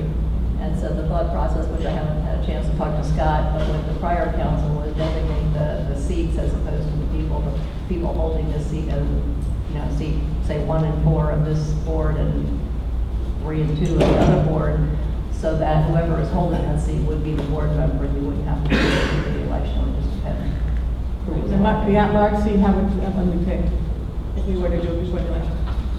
That's something the two boards would have to agree. Would it be one of the seats on the board, or they pick another person from the public? You would want to risk moving forward, and with this other bill that's been proposed now, that could, if nothing else, delay the whole process. Or it could be that they will, because they want to get it done prior to the changeover, that we could get it Who wants to done. get it done? Yeah, we all want to get it done, but we're at the mercy of the But at the state. legislature. Jan, didn't you say that the state might speed the process so it doesn't have to go through a new one? We would certainly try to get them to get things filed and done now when you have the people and the staff there before they're transferred to another department. But, it would be a toss-up either way. Having worked with them, it's a slow process. But the hope would be that they know there's a few meetings scheduled with FLAWAC these days, so to get this on the first possible agenda and get it published. But it sounds like, sorry. I also heard It sounds like West doesn't want to do it, If so I'm West not doesn't want to sure do it, there really isn't. if the discussion is really, not. Well, I also heard But comment. I just need some clarification. In the estimated savings and so forth that you guys have put together, there's a cost of merger somewhere in the $100,000 plus or minus range is the estimate. So that's sort of the risk that I'm looking at, that says either the legislature does something or doesn't do something, or November comes and we are hitting an election deadline. That's the amount of money you're risking having to perhaps restart the process. Am I missing something? Part of it wouldn't have to be that, about 30,000 of that are filing fees, and those would be carried over to, if it transferred to another jurisdiction. So it would probably be the cost of delay, or if a new board came on and withdrew or did something crazy. Yes. That's the problem. If you get we've got 10 months remaining, okay, this year of the election cycle. And almost everybody, including your report, Jan, said 12 months to 18 months. Yes. And I agree with Lee that risk with a very unlikely success of merging prior to the new board. And it's, even though it might not be a fact, but the new board comes on to be 3 new members on possibly 3 new members. I don't know what the election cycle will bring. How many would you get on this board? 2? 2 new members? That could change the decision in itself about merging. It's a risk that, frankly, I don't think the Poinciana West was willing to make. We're talking about 8 months. We're all in favor of it. 10 months, and then start the process all the way within 2 years. If you can't get it done within 2 years, then we're kaput anyway. But at least there's a highly likely possibility that you would. But then there's the risk that the new law does pass, the state takes time. We may be in the same position 2 years from now, too close to election to do it. But at least So we we got could 2 be putting years. it off At least before. we know we're pretty well assured that within that time frame, both attorneys have concluded that within 12 to 18 months, it's a strong likelihood it could get accomplished, but not in 10 to 12. So I agree with Monique that There was also the question about settling the bond issue. I don't know, I heard a couple of different things about that, and it'd be nice to know what the situation is with the bonds. I mean, do the bondholders have to be notified? Do they have to agree? I mean, I heard We would notify. 2 different things. Yeah, we would notify them, certainly, and Scott, you can pipe in if you find something different. From the resident perspective, the assessments would stay the same. The assessments that are supporting the bonds are not going to change. It's going to be the same assessments, the same cost paying off the bonds. The obligation to pay would just be on the new district rather than on the 2 separate districts. So you're saying you don't need approval of the bondholders? I would have to go back and read, Yeah, but that was the you're not question, changing yeah. the assessment process. See, I think it's different for the 2 districts. The surviving district doesn't, but I think the West District, there's a provision in the indenture that talks about maintenance of corporate identity, and we need to get with bond counsel and get a ruling on that, but I certainly wouldn't plow forward without making sure we comply with that. All I'm saying is that's another question in itself that may take some time to resolve. And some of those, if we're talking about moving a process back to where there's a filing after the November election, there's still things that should be done. There's still things that Exactly, and that could be would one of not them. be wasted efforts. To Jan's point, not all of that $100,000 is wasted if you do it later. There are things that can and should be done to have it ready, because if the collective will is to do a filing after the November election, we want to do that late November, early December, instead of starting the process then. So there's 2 things. Do we want to put off, or do we want to do things ahead of time, which I think is a good idea, or do we want to just wait until after November? Well, if the concern is that the new board elected on Poinciana West may not want to go forward, then we'd be wasting money to work on it until that time. All I'm saying, Lita, it's a possibility. We're gambling on the fact that there's no possibility it won't be a problem. But we're willing to risk 30,000, 50,000, 25,000 up front in that unlikely event that happens. Okay, the way I see it is, we now jointly expend roughly $7,000 a month in duplicate costs by having 2 separate boards. So if you throw that into the mix, $30,000 and $7,000 a month, in 5 months, we've already covered that $30,000 risk. Yeah, but the board's going Okay. to go away until it was actually. I understand what I'm saying, by delaying, each month we delay, by our nature, we lose $7,000 of savings that could have been in the pockets of the residents, okay? I would like the council to contact the legislator who proposed this change and confirm with them, is this going to be a problem or not be a problem? And we can work on that. Also, I don't see why we can't just continue to move forward with it now. We will take delays, there might be delays because of this, so that it kicks the can down the road a month or two. But by postponing until the election, we could run into a lot more problems and waste more time than we already had. I think we should move forward steadily and judiciously and not waste money, okay? But if we can file the papers and therefore grandfather us in under the current system, because I would imagine that the legislation has a provision for that, or an accommodation to handle if this problem comes up. Talk to the legislators, make sure we know we're within the rules, and then just continue to move forward. I want to continue moving forward. I don't want to delay. I don't want to sit on this costs forever. We've already lost several years. Let's get it started and move forward. And I don't see that either one of these excuses are legitimate. Forward immediately, it's not free to move forward. There's attorney fees here that are going to get wrapped up very quickly. And come the new election, if there's a change of direction, those attorney fees at that point are all sunk costs that we're never going to recover. And so this idea that we'll just move forward is not something that really makes sense. The savings is actually $6,000 a month if those are real. And we're not going to realize those savings until after the boards combine. And so this idea that we're going to save $6,000 a month every month from here on out is not realized until the boards combine. Right, and I so did not we need to say be very that. cautious about moving forward and spending attorney fees when there may not be support after the election.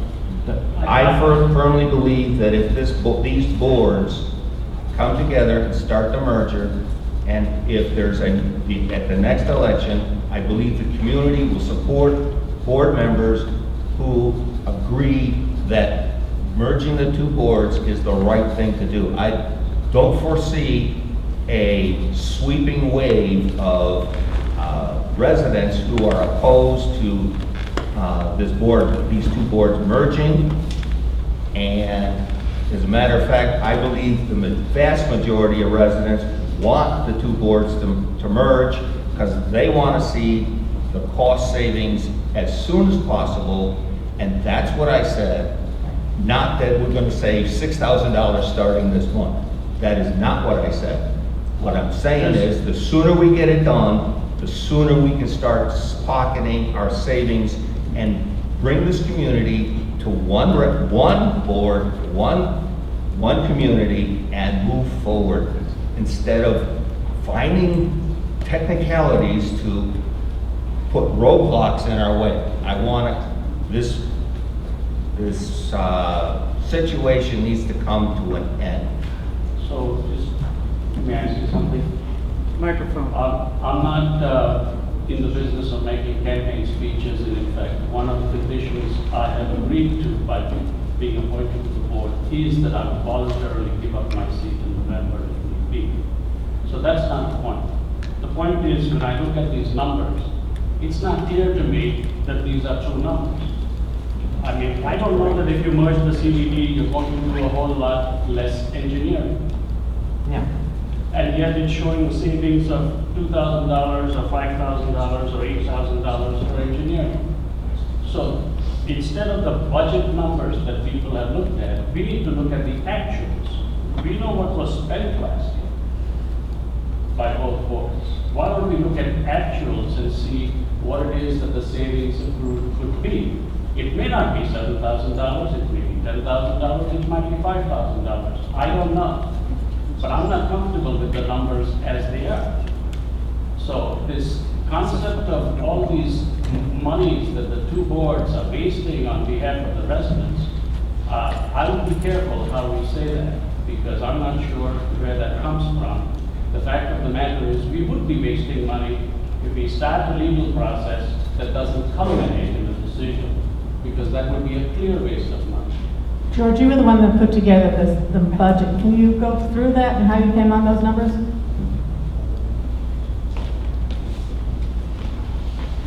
Sure.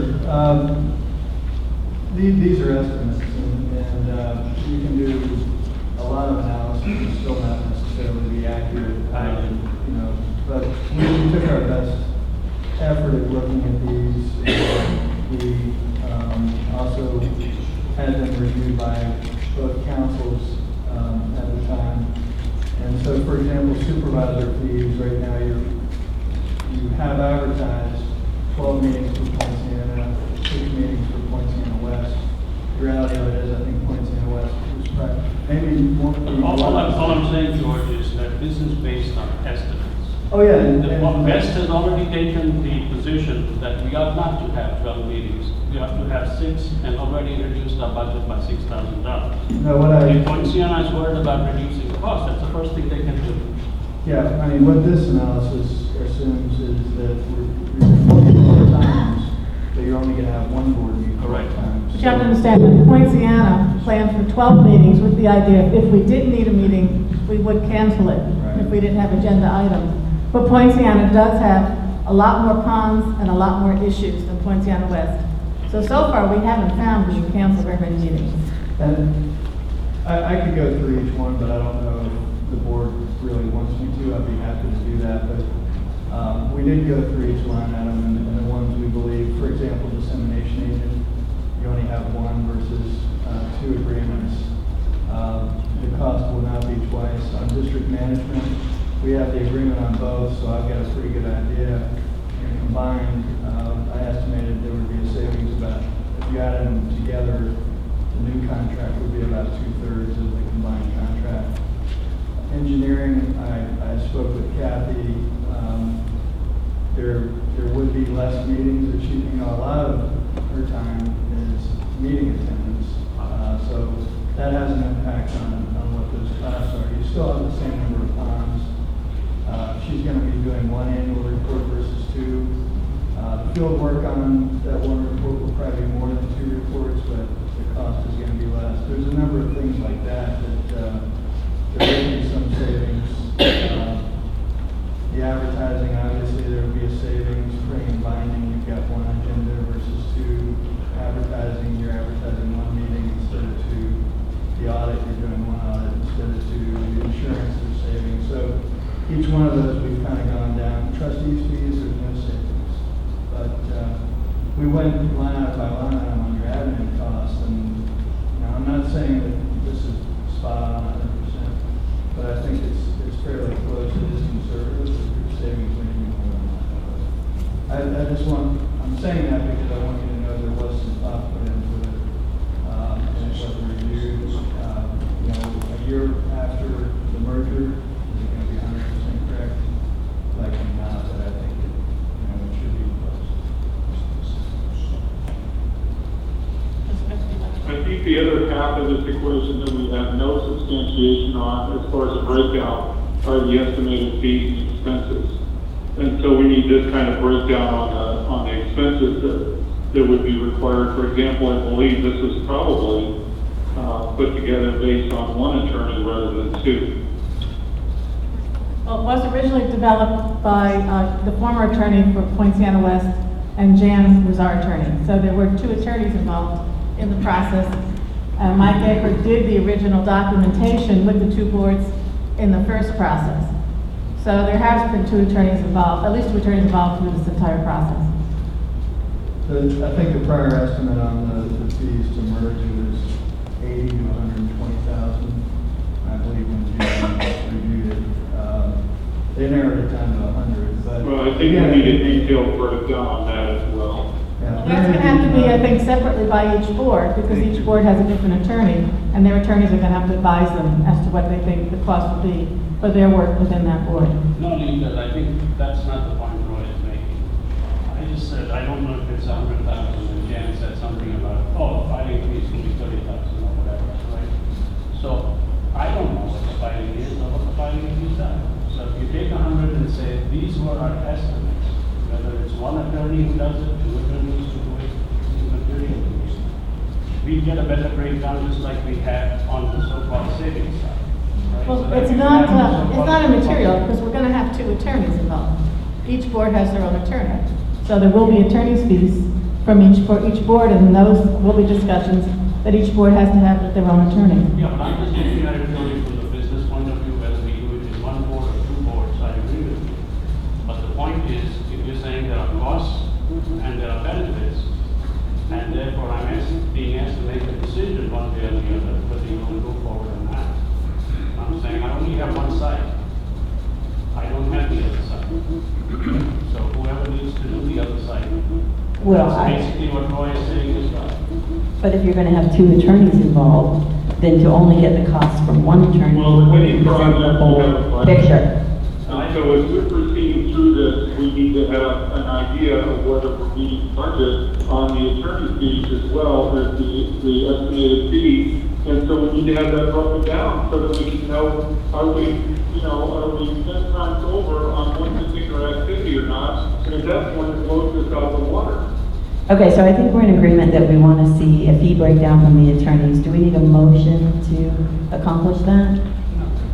No, I would just be curious, I understand the work that George has done, trying to give us an estimate or an itemization. But when you look at the overall scheme of somewhere between 80 to 100 to whatever, yes, I think it really is only fair that we see an explicit. I mean, if it's 15,000 for each district as a filing fee on this merger, and you've got preliminary documents, you've got the merger agreement, is there not any way, I mean, once this goes to whatever remaining board in the legislature is left, if there are, based on the summary that you've given us, are there going to be 4 hearings that you have to go to? Are there going to be 6 hearings that you have to go to? You know, I mean, if you've got step 1 through whatever outlined on your summary, I mean, because I'm just really having a hard time. I mean, we can throw out the fees, but I'm still having a hard time if we're going to sign a document and we're going to pay a filing fee, and you're going to throw it over to our lovely politicians and let them deal with this. How on earth we get from 30,000 to whatever when we're sitting here waiting for 11 months or for something to happen? What transpires during that process from the point in time that we file the merger agreement and pay the fee? What transpires that is so costly? Just a generalization, 4 hearings, 10 hearings, 12 hearings, I have no idea. Would you like a quick summary now, or is that something you want in writing? No, I mean, if it can be, I don't care, you could give to me the next month, but I mean, if it's something, because of both of you that have the expertise of these CDD mergers, then I would assume that you would have an idea as to how we get from point A to point B and what happens in between. It's very straightforward, but the question is just what questions are asked. We put together the documents. The budget was set up with we're going to use the basic form prepared by Hopping when they represented both districts with just updates. So it was really a review of that process, and whichever attorney would take the lead now that we have 2 attorneys for the filing, completing that, getting the information from the engineer. That gets filed with a $15,000 fee to the state and I think to Polk County also. Once it gets filed, it will sit on someone's desk for a while, and we call them and talk to them. The administrative attorney in charge will ask questions. They sometimes have minor questions, they sometimes want exhibits redone, they sometimes want more explanation. It very much depends on the person who's reviewing it. It depends on the staffing of LAWAC, which is a division of the cabinet. Sometimes it's very quick and they ask for not much. We had an expansion and they asked for a bunch of maps to be redrawn. It didn't really cost a lot for the engineer to do, but it did take a month or so because they wanted a different type of map. It's not explicit in the statute how the petition, they give what you have to present, but they don't say exactly how. Once they have the petition and they're comfortable with it, they'll assign an administrative hearing judge, and then we hold a hearing. And that is a publicly noticed hearing. They assign the judge. The hearing is held, so the attorneys have to prepare for that, have to have proposed orders, testimony, all that good stuff. Polk County also has the ability to hold a hearing. Our experience has been if we talk with the local jurisdiction, they have not held a hearing because they don't feel they have a lot of input or concern. They could hold a hearing in one of their meetings. If they do that, that's additional fees and notices. They have the ability to do it or not do it, and you know, you might also have an experience, but we don't usually see that. Then after the hearing is held, and again, the timing of the hearing depends on how quickly they appoint the hearing officer, how quickly the hearing officer can get to, you know, to the area, we can say it in a public place, and the advertising. Once that gets done, we get an order from the hearing officer. It takes attorney time we usually submit proposed orders. They come back with the order. Either they accept everything or they make changes, so the attorneys have to get to the point we get the right order. It goes back to the Florida administrative group. They have their hearing, which is a governor and cabinet. They have them set every month, but they've been canceling a lot. So once they have to notice that in the state legislative notice, Florida Law Weekly. They hold a hearing, and then that's called rulemaking, and then the rule is made. Once the rule is made and published, then we have to wait for the appeal period, and then the merger is final. So if everybody gets everything, they do it quickly, assign a judge. It could happen in a couple months. If they have questions and it gets assigned to different people, it can drag on for a year. So that's the process in short, and maybe a couple of weeks. Scott, they wanted to get but that's pretty much it. Yeah, it is. I mean, we expanded one by just a couple acres, and it took a year and, you know, $50,000, which was crazy, but we have to do it, so. If I may, make a comment, okay? And I don't want to oversimplify this, but I think each and every member up here is certainly anxious and willing and knows that there's a savings. How substantial it is it 70,000, 80,000, or 60,000? But we all understand there's a substantial savings. I think what it comes down to basically is, Jan just repeated pretty much what's in that report that we got. We know there's time frames, and we know that they're subject to political influence one way or another. And time frames and administrative issues. Well done. It's well illustrated. It comes down to this, I think.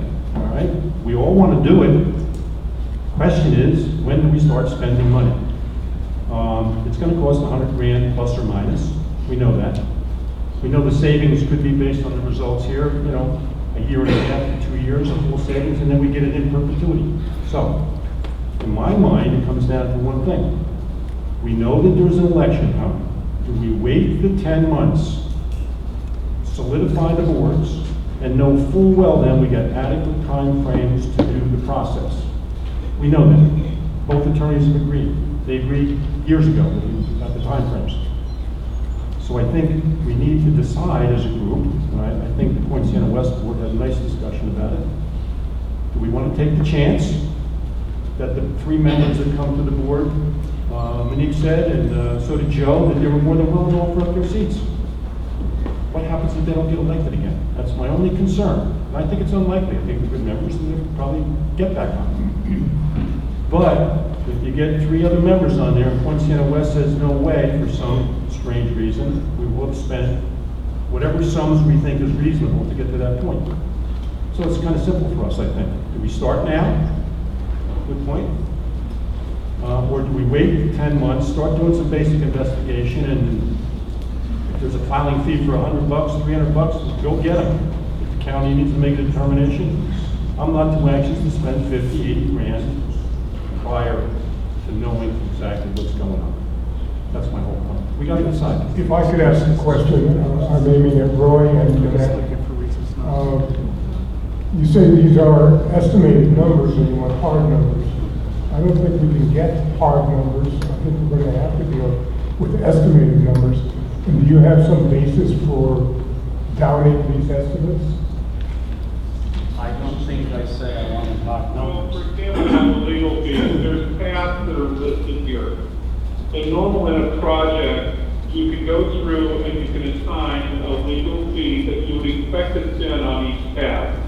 And at least you have an idea of where you're going, and so then as the process starts, you can say, okay, we're at step 5, and we've spent under, or we've spent over, and we know where we're going with that. And you can build a budget on this, and that hasn't been done with this presentation. I So think what there's you some want is to difficulty build in budget. trying to do that, No, Roy, because you've got, as Jan explained, sometimes it goes right through the office, and it goes from office to office without requests for hearings, without, it all depends upon what the state decides to do at each stage of the process. So we get lucky and we don't have that much, but how can they say what the state is gonna do? I don't think there's any way that they could do anything other than give us a range. Generally, what you generally do is write down what the expected cost is gonna be and the potential deviation from that. And we can't race into this and say, well, we don't know, so we're just gonna, for example, We're not on racing. this litigation with Mike Eckert, he was saying, oh, it'll be somewhere north of $7,500. Well, he spent $10,000, the only reason it was capped at is because we capped it. It could have been well over that. But at least you have to have some idea of where you're going. What if this runs to $200,000, and at that point, you're 3 or 4 years of return before you see any savings whatsoever? So you've got to have somewhat of a budget to know where we're headed here. But the bottom line is, it's going to cost what it's going to cost, right? I mean, whether you do it now or in 11 months from now, the cost will be the same, and it's largely based on what the government decides, not what we do. I think what your point you're making is fair. It is going to cost what it's going to cost. But you're asking people to make a business judgment. If the answer is it actually might cost $200,000 and the savings might only be $40,000, that's a different decision that you're asking people to make versus, no, the savings is $100,000, it costs only $50,000. We have So two that's what attorneys we're here. trying to get to, and all I'm saying is that there are estimates on the budget for 2020 that are being used to project savings. We're not blind. We know what we actually spent in 19. So why don't we use actuals, not just budgeted amounts, so we can really see, because there are things in here that are sensitive to the number of units you're going to process, right? The number of bonds that are going to be looked after are not any different. So the amount of chemicals, whether you put fish, you don't put fish, all that stuff is not going to cost any less. What's going to cost less is some of the administrative fees, the managers who have to go around, write 2 reports right now that are going to do 1 report, etc. But the report will be longer, so they may actually take a little more time than they might have done for just 1 report, but less than what they would have done for 2. So when you add all that up, it's not clear to me that this represents the actual savings. It may be less. This does, and then there's no breakup of the cost. So then we don't know how high the cost might be. So you need to understand what risk you're taking by having the deviations But I on think- some of these things. That's all I'm saying. I think George just explained to you that that's exactly what they did. They took the actual costs from 2018 and part of 2019, and they based estimates based on those actual costs, doing exactly what you just said. That's what he just told us, correct, The George? only difference to that is I did use the budget numbers and not actuals. I mean, I can go back and redo it. Again, things like attorney's fees, those are hard to estimate because they're based on activity and whether you get sued or, those are based on hourly. The rest of the administrative costs are unless we enter into a new insurance policy, which is less, they're somewhat consistent over time. We didn't include the operational side on here for the fact that we just stated we still have the same number of ponds. You're just adding them all together. So there's not going to be any savings on Clark's contract. There won't be any savings on the floor line contract. There won't be any savings on the capital repairs. So that part was left out here and was really focused on the admin. So I think, on the cost of merger side of it, that's what you guys are expressing some concern because, but again, there's a lot of variability to what that may cost. Can we get an idea from historical experience that both attorneys have had with the mergers they've handled and what the range has been for the cost of the mergers they've handled? The range that was in the prior memo that said 80 to 120 was based on the actual cost from the last 2 mergers.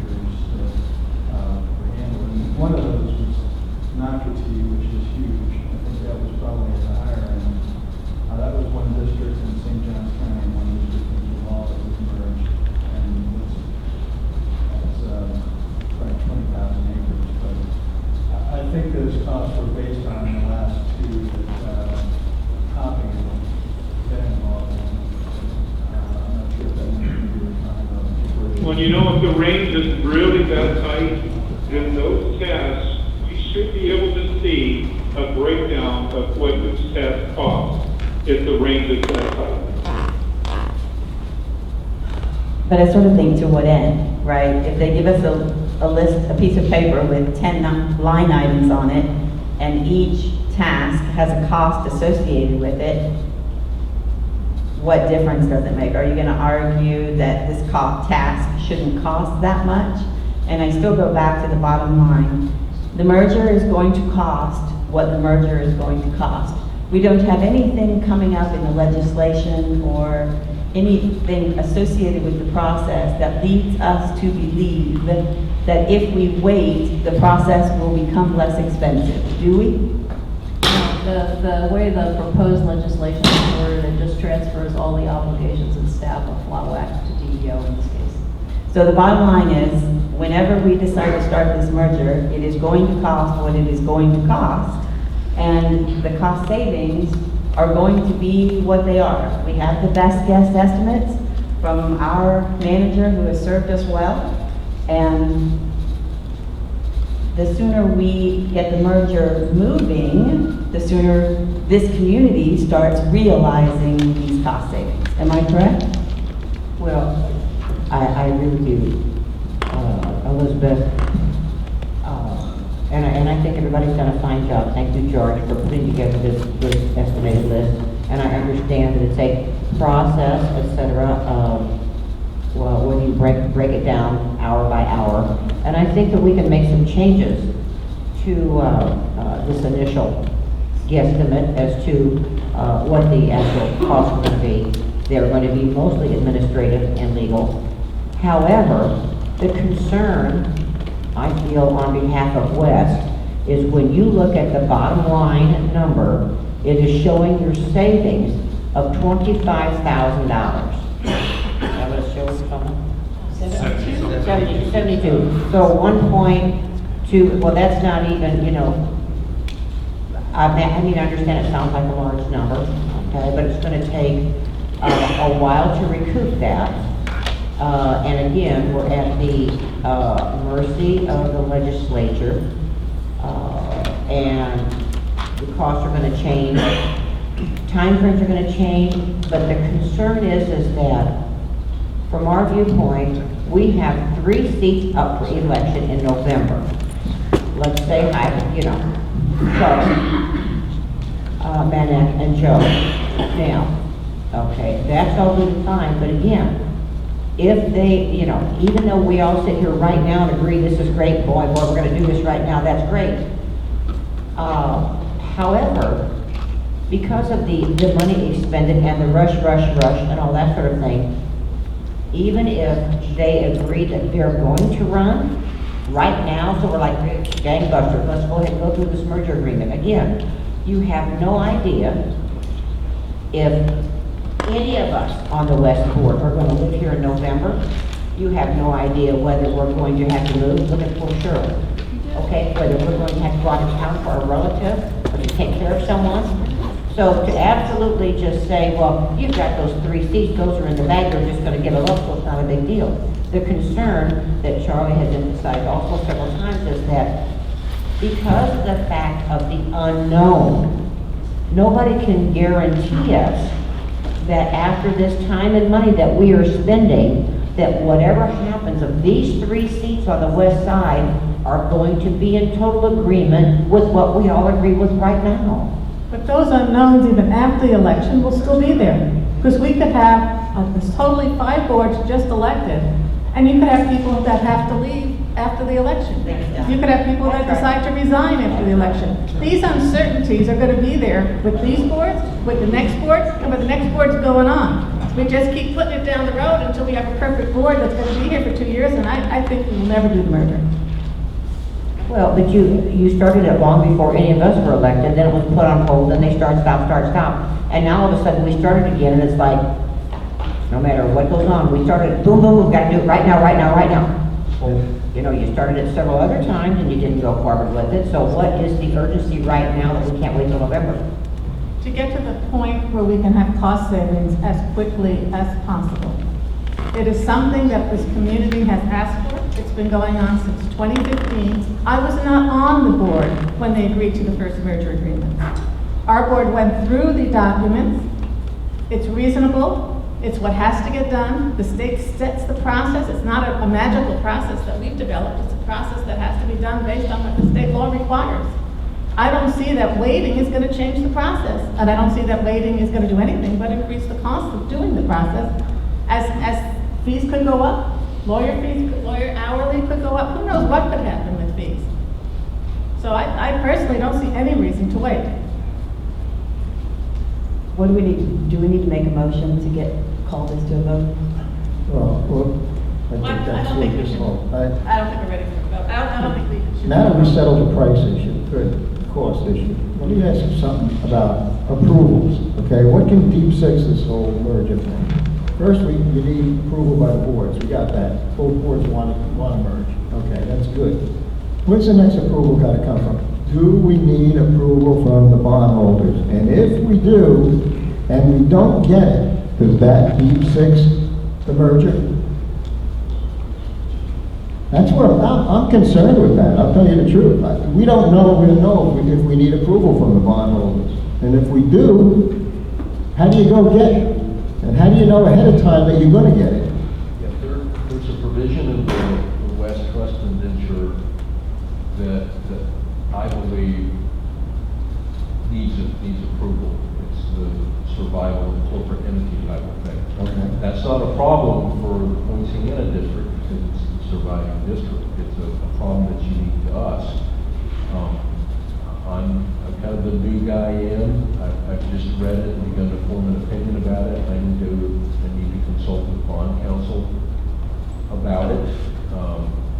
See if there's a workaround, and then we need to try to find out the composition of our bondholders to determine whether that's even something that can be done. How long would a process like that take?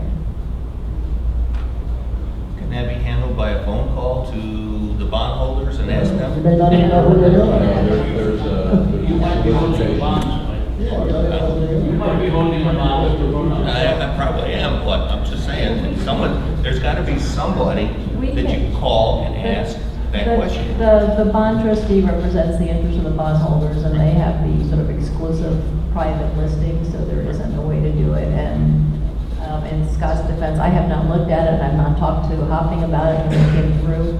My assumption is they've already analyzed the issue, and if I can find anything, I'll provide it to Scott to help him in his research. But usually there's some provision, 50% majority or whatever, so it's totally dependent on whether that's held by an institutional client. If it's like a Naveen or somebody like that owns it, then might not be a big deal getting it. If it's individual bondholders, depending where they've been sold, it could take some time.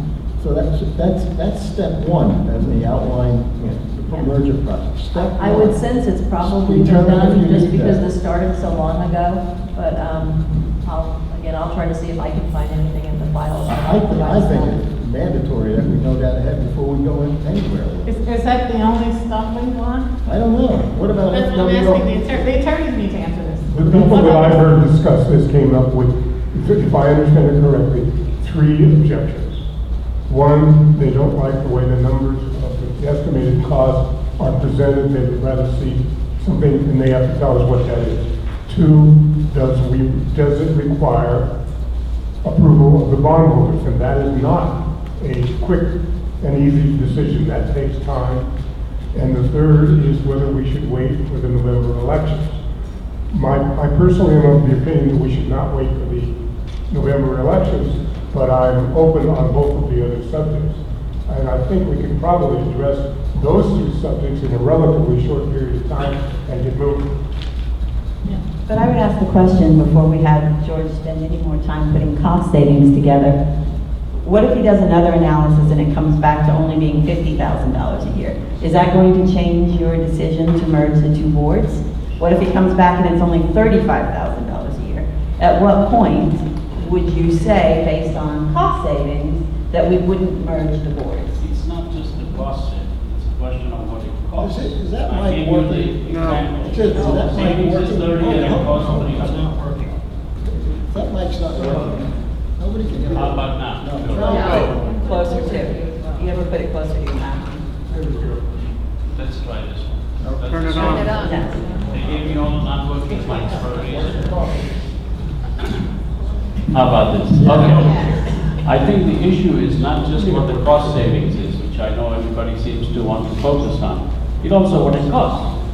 If it costs you, like I said, $300,000 to get a savings of $30,000 a year, somebody may say that's not worth it. And if it costs $50,000 and the savings are $80,000 a year, it might be a much easier decision.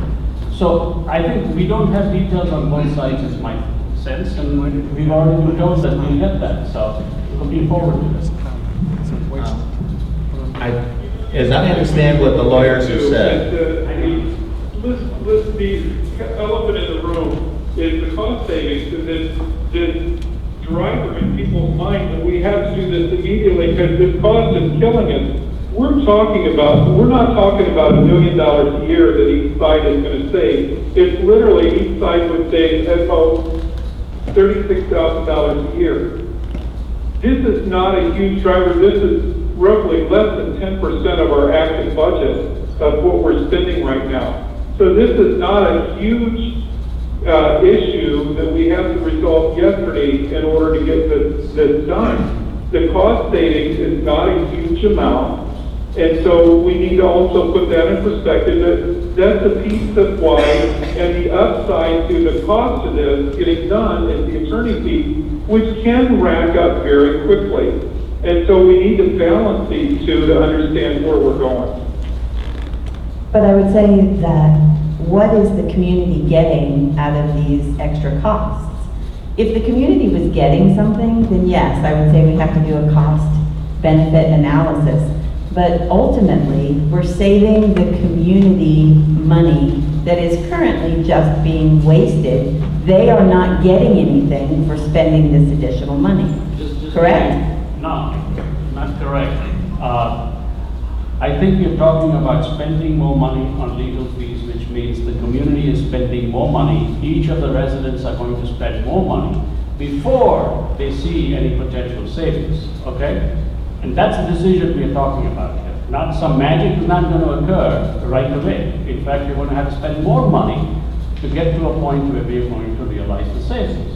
That's the decision that we're trying to make. I think the decision is, do we or do we not want to merge? If we do want to merge, these costs are going to be incurred. If we don't want to merge, the costs are not going to be incurred. And the issue and reason for merging, cost savings is one of them. The other one is to bring the community together as one community with decisions being made for the entire community when it comes to stormwater control management and other decisions that may come through the CDD, that is made as one decision as one community, as opposed to two separate communities with little battles between them. So, Linda, I apologize because I thought I was being asked to look at the cost-benefit analysis.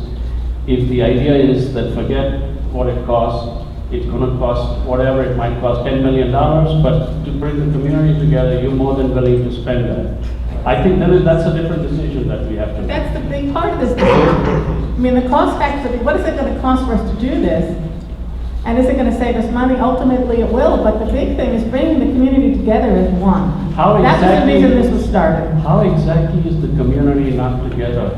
If all you're doing is you're looking at the ponds here, a ponds there, and two people looking at it, and two people looking at it, as opposed to three people together. I don't know if you were here through the amenities issue, but it was a huge issue, and I think anybody. No, you're not talking about. Most people on this board are going to say it was a huge issue. We are not talking about amenities. We're not talking about the amenities issue. We're not talking about the amenities issue, but the amenities issue showed why it's important for us to be one community. If that was one community, the amenities issue would have still been an issue. It has nothing to do with what we're talking about now. Let me try to ask a question of Roy and Monique.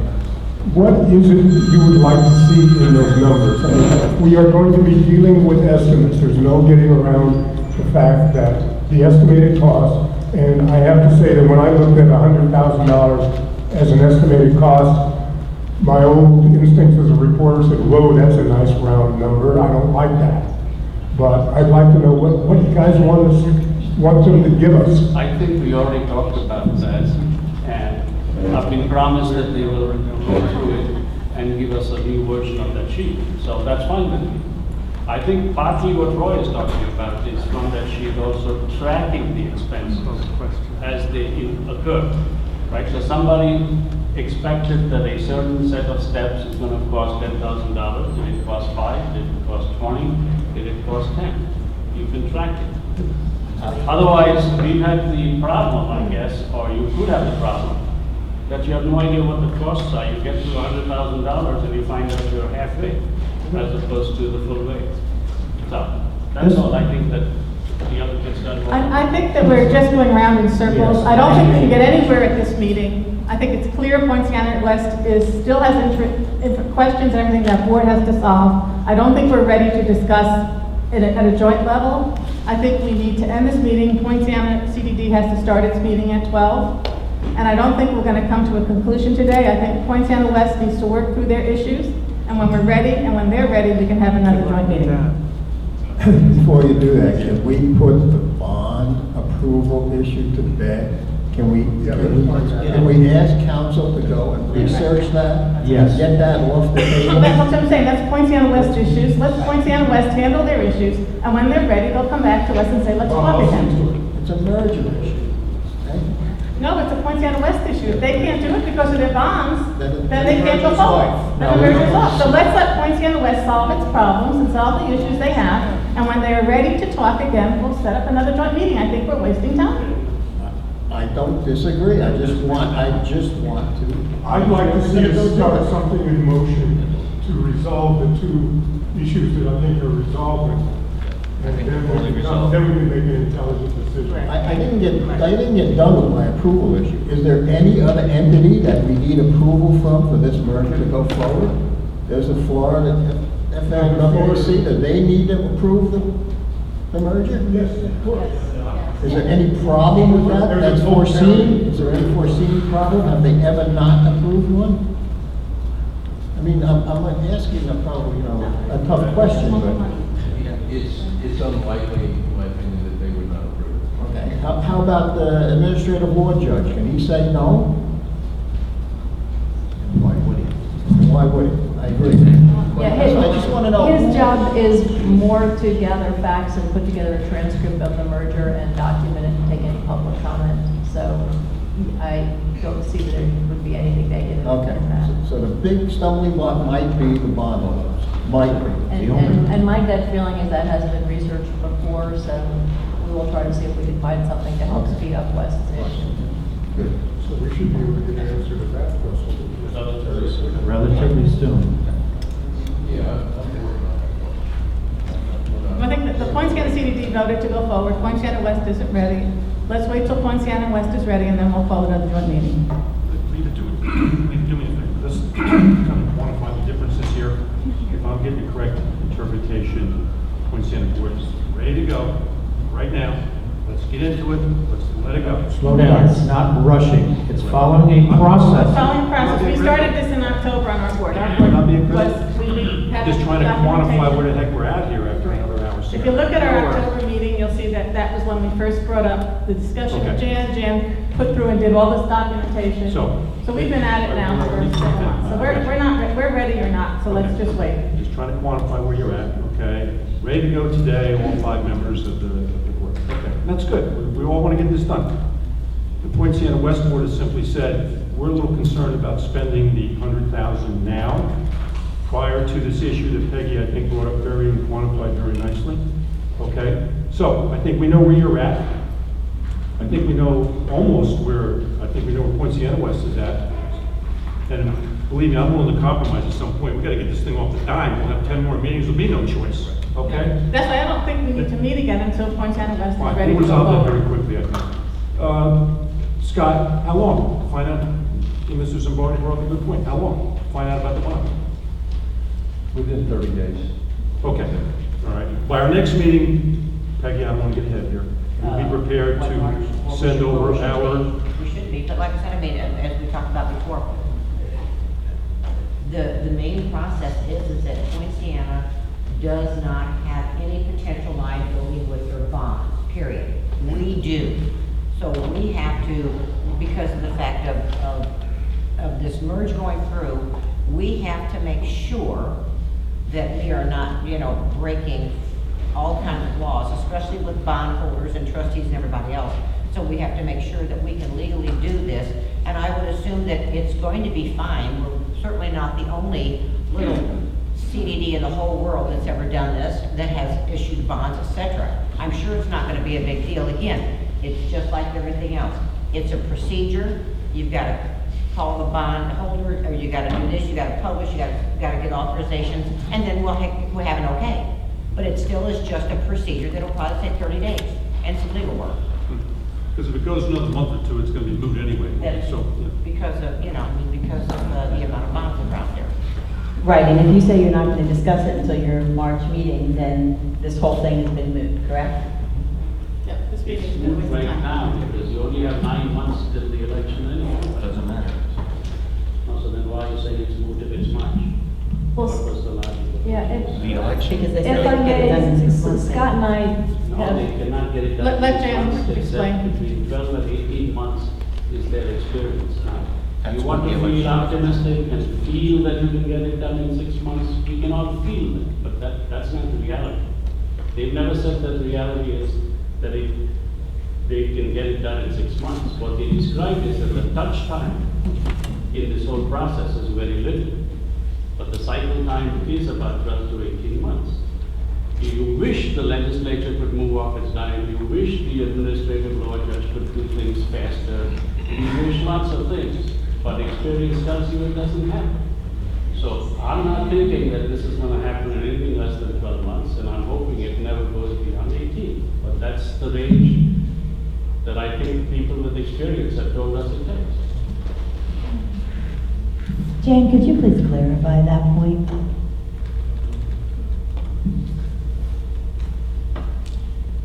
I'm not sure what to clarify. I'll hold back what I was going to say. I think Let's see we where need they to go on the bonds. do a motion for adjournment and Yeah, we'll do a let Poinciana motion. West get closer to the point of being ready. And we'll assist Scott, and, anyway, West needs to get it done as quick as we can without redoing legal work. Do I have a motion for adjournment? What you got, audience comments on this? I have no more comments? Audience. Oh, audience comments, I'm sorry. Forgot about the audience comments. Audience comment. Are there any comments from the audience? Please come up.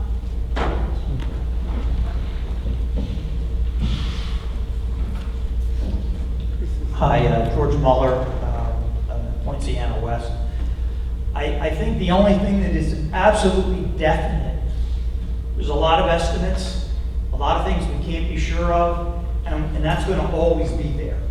The only thing that's definite is the cost savings, that there are some, there's a quantifiable range, and the longer you delay, the longer that is gone forever. So to keep on saying, well, we don't know, let's wait, you are losing those, because at some point in time they start. And I don't know how you can say, you're never going to have perfect information. You're not going to have perfect estimates. You're not going to have perfect estimate on what the legal fees are going to be. But you do know that whatever you're going to save, the longer you delay, that's lost, and it's lost forever.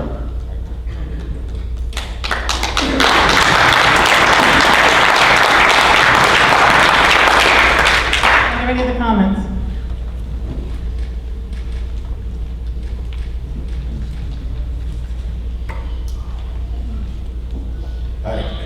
Tom Paul, I'm with Poinciana West. I have a question about this here estimate that you just had. All right, I understand where you came up with 72,000, okay? We appreciate that.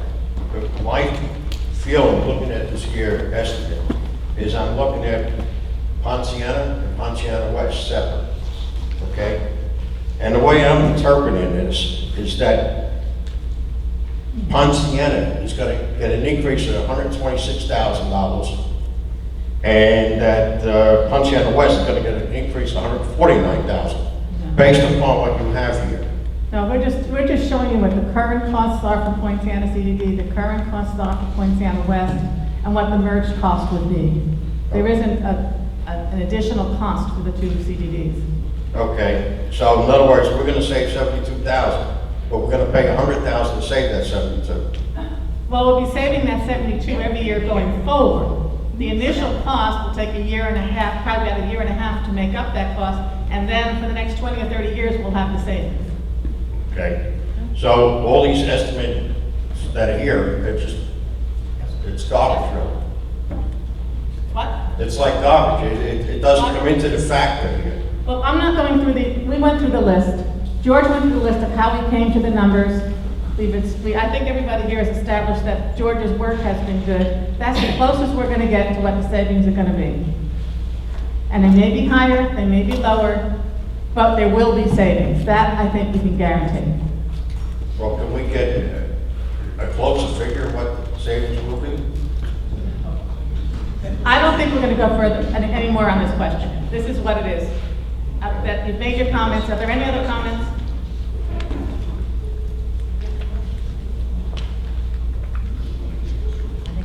Good afternoon. Good afternoon, John Lightwine. I'm on the Poinciana East. Looking back, going to all the meetings that I've been to, and I'm looking at this as the pinnacle point for us to merge. If we wait, it's just going to be another issue next year and the year after next. The future value of our savings versus any cost, which we are now estimating, but we do have history of 2018 and 2019 that we can make a pretty close estimate. I mean, we do estimates here when we do our HOA budgets, so regardless, I think we could have a good number. Yes, we're going to have to incur costs, whether they're legal fees, SEC fees, bank fees, or whatever, but I think we have to bite the bullet, work as one community, and then handle all the problems that the CDD has. And whether it's the culverts, the ponds, whatever, I think it's important. And being a financial expert, it behooves us not to get off the dime. If we fall, we fall, but we know that. Thank you.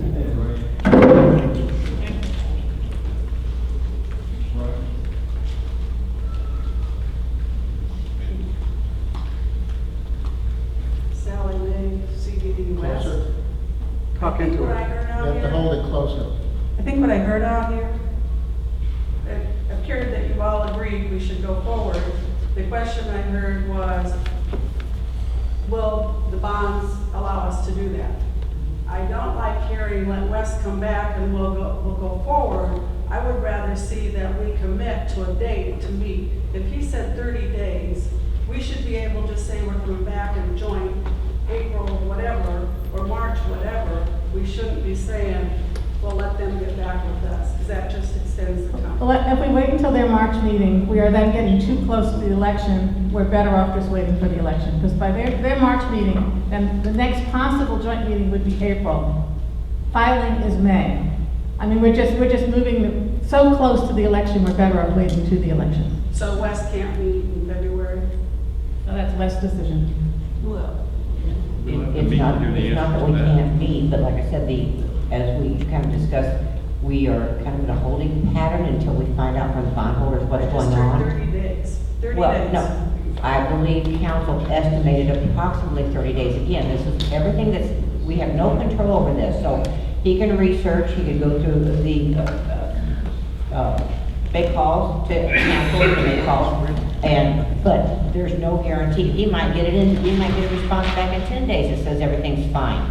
He might get a response back in 45 days. It's like everything else. You know, when you're waiting for somebody else, just like the process of this merger, you're waiting for the legislative people, etc. So is there a cost associated if you set up a meeting? And Yeah, then there cancel are lots of costs associated when we set up a meeting. We have to advertise the meeting, we have to pay for staff, we have to prepare staff, we have to do there's just so many costs involved in a meeting. We don't want to hold another joint meeting until we know for sure Poinciana West is ready. Right, and if we were to come back right now on January 15th and say, well, we're not going to do March, but we're going to go ahead and do a meeting on February 15th to hurry up the process, then what if we don't have an answer back? Then again, we have wasted the money of publishing that there's going to be a meeting and we don't have a resolution. If the answer comes back that there's no hold approval needed, You don't need a meeting, right? Right, Okay. right. So, keep going. Just move forward, right? Why don't we set out some tasks? If it comes back and you want to move forward, let's set some tasks out for council to move forward on. I don't know. If you want to move forward. If it comes back that you need approval, that's a whole other story. Can we address that when that comes back? In the process. Right, but what I think Bob's saying is let's close by assumption and go ahead and schedule some tasks. Assuming that we get a positive answer from Scott's research, so we know we can move forward, can we go ahead and identify, schedule, and assign some tasks to move through the next steps? Is that possible? They've both been through the process before. Yes, they know what we should be doing and when we should do it. So let's let them get started on this process. But that requires a motion from us, does it not? Can we make a motion with a tentative approval or, from your investigation, if you find out that the bondholder approval process is a simple one, could we say we're going to go ahead and move forward with merging the bonds based on that? We're not merging the bonds. I mean, sorry, merging the boards. I've been, in my opinion, looking at my board, I've been already tasked with getting up to speed on this merger and finding out what the issues are already, which to me include what the solutions are, and trying to create a pathway forward without moving forward, just trying to create a pathway. Jan and I have known each other for a long time. We'll sit down, if your board wants you to, and look at costs and figure out how to not duplicate the efforts among ourselves, because we don't want to do that. I'm confident that we'll work together well on this and efficiently. But there's a political decision to be made about pulling the trigger. Well, I'll just, my point of view is, let's get started. Let's find out, step number one, find out the bondholders, what's necessary for that, and start the process and make the changes as we need to, if we have to accommodate the bondholders or whatever, other pitfalls, and we'll address them as we come to them and keep moving forward. We're burning daylight and kicking cans down the road, and this has we gotta move forward and start this process and make it happen. We all agree we need to make it happen, so let's just start doing it. We'll deal with the details as they come, and we'll, as a board, make prudent decisions as each pitfall happens, and move forward.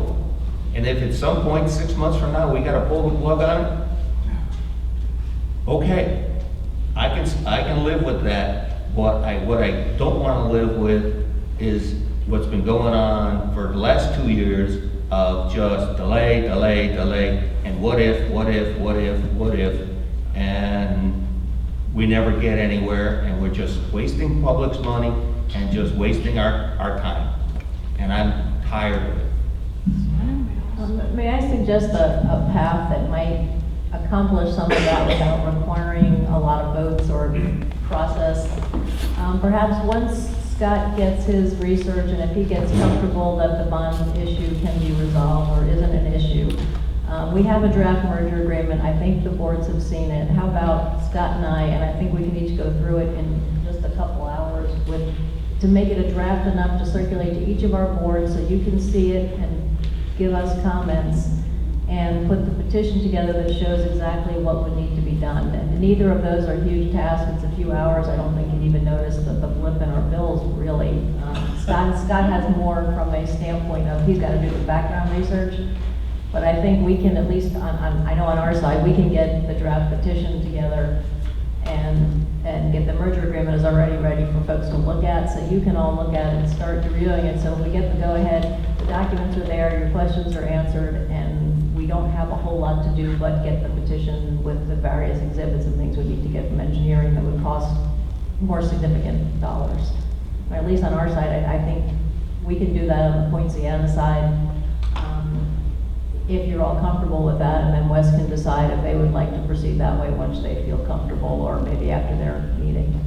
But that would at least get us a step forward from where we are and using a lot of the documents that are done. The merger agreement is something we can shoot out, now for folks to look at and start understanding what the agreement is between the two boards for a merger and how it works. Do we need to make that a motion? You can just- I would support that. You can just direct your council to do it, and then Wes would have to decide if they want to do that also. I think we'll do it at our meeting Those this numbers come up. afternoon. We'll make a decision at our meeting this afternoon. If those numbers come up to the satisfaction of Roy and Manette, then we'd be left with one obstacle, is that correct? Yeah, I think you have. Do you understand instructions from Roy as to what he wants from those numbers? I think his main concern is on the expense of the merger side, maybe not as much on the administrative cost side. Okay. And I think if we can try to break it out, it's still gonna be a range, depending on other things beyond our control. Did you try to work the cost savings on a per homeowner basis? What are we talking about? What is the $70,000 equate to on a per homeowner basis? I don't, Do you guys know? I can easily calculate that. Yeah, I don't know. 72 by 5,600. There you go. It doesn't matter. Well, that's the point I'm making. Is it really that big a deal? So that, Lauren and I can kind of look at that and say, okay, it's either $7 or $6. Savings is savings. Well, I mean, this is being touted as the biggest thing since sliced bread. No, I'd it's like not. to know what It hasn't been. It's a It's process. never been. And just, some historical information, and again, I'm fairly new to this district as well. We did get with the former council, we had a couple of phone calls with George to go through the numbers, to go through the process, so there's already been quite a bit of time coming up with the numbers. We can easily, but maybe Scott needs to look at his side, because he's new to this. I'm happy to do more, but I don't want to spend another $500, $1,000. I really don't think Numbers that are Poinciana estimates needs to anyway. spend much more money. I think we have to wait for Poinciana West to Yeah, go through that- their process. And I understand your questions, but I know George spent quite a bit of time, and we all went through a couple drafts, so I just want my board to realize they've already paid for one round of that. Yeah, our board has already paid, I think, about $5,000 on this, so I don't think we want to do any more until Poinciana West is ready. My name is Jesse Brooks. I live at 189 Cupola Loop. And listening to you, the first thing that came into my mind was a quote. You may know it.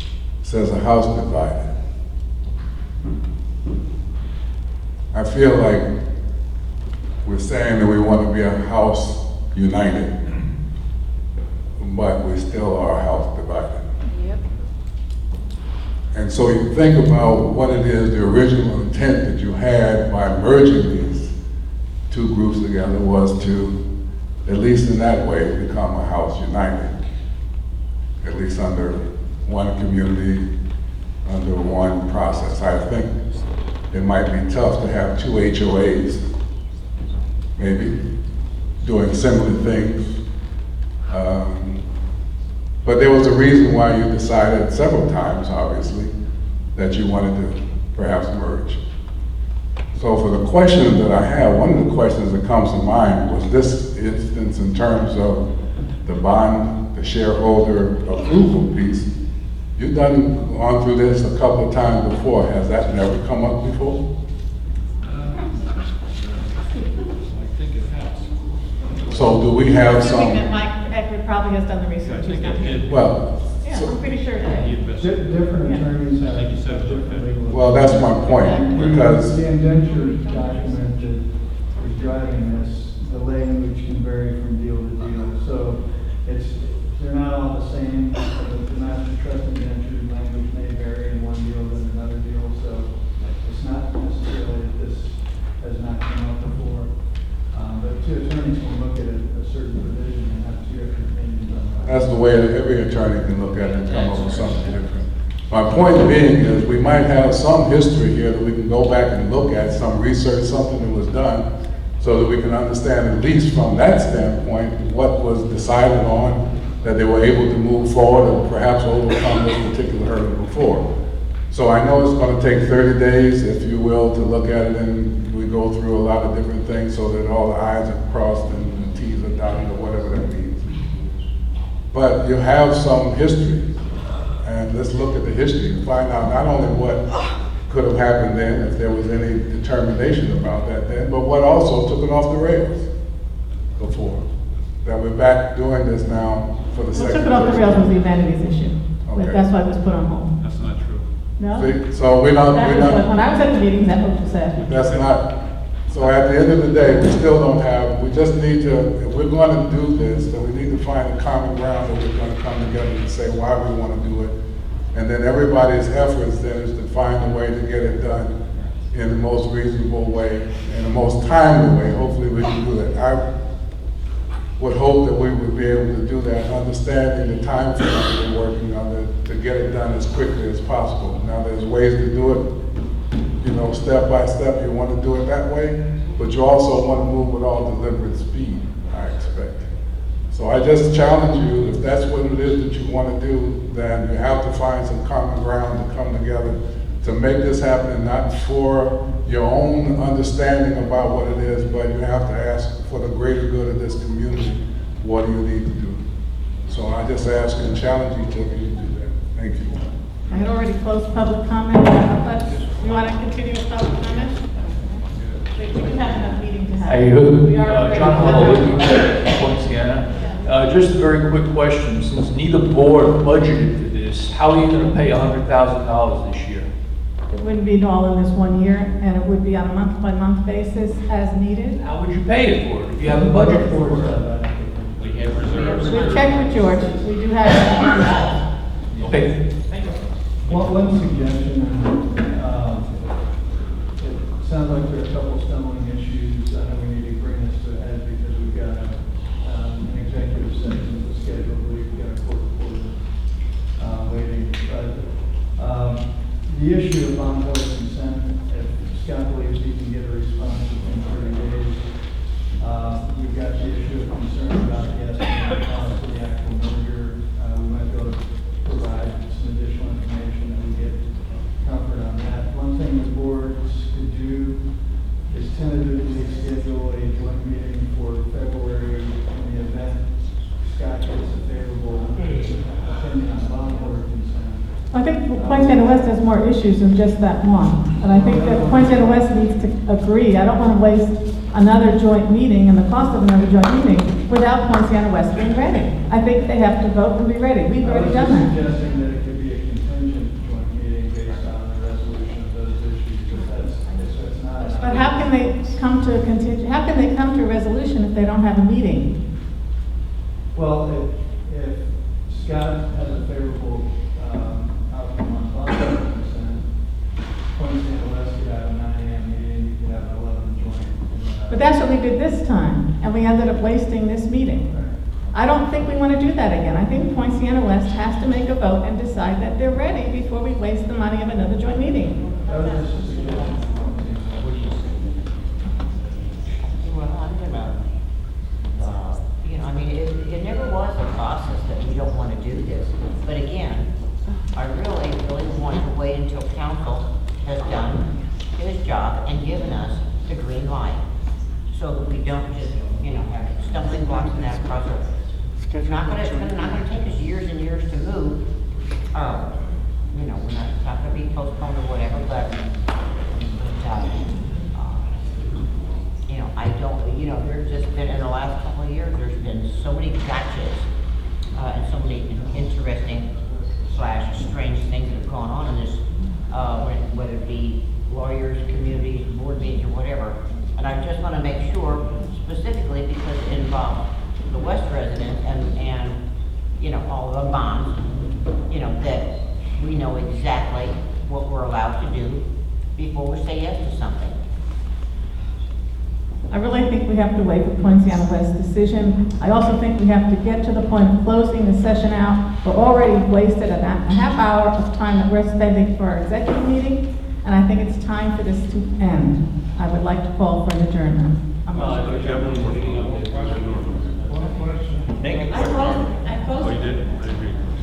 a lawyer, I can't make it quick. Norm Goodell, 419 Fountain Valley Lane. On the question of bondholder approval, as Jesse asked, we do have some history with that. I think in early 2017, Poinciana Board sought and received bondholder approval as part of the preparation for the amenities bond validation. The reason for the approval was different, it won't help you here. But the fact that they were able to get the approval, and as I understood at the time, get it fairly easily, is encouraging, with the thought that Westport bondholders are likely to be very similar to Poinciana bondholders. Thank you, Norm. Thank you, Norm. I again ask for a motion to adjourn. Make a motion to adjourn this meeting. I second it. All in favor? Aye. Opposed? Okay, Les? So moved. Are you on? Oh, okay.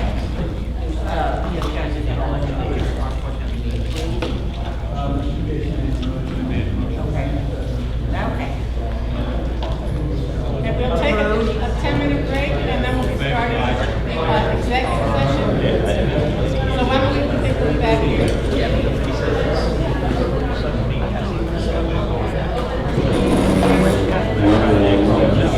We'll be back to session for the Poinciana CDD meeting in about 10 minutes.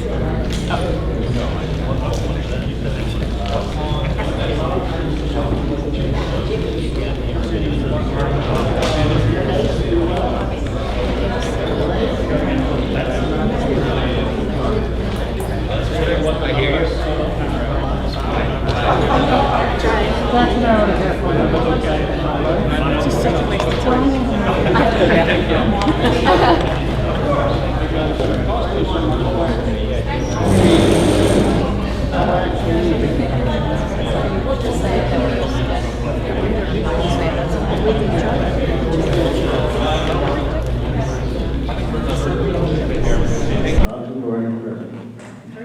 Public comment period, are there any comments on the agenda items? Seeing none. First, we'll go to approval of minutes for the December 18th meeting. Are there any changes, corrections? There's only one I found. That was on page 6, where it said, as Epstein suggested that Mr. Smith consider giving a license to insured Solivita resident to pressure wash their tub. It was actually Elizabeth that did that.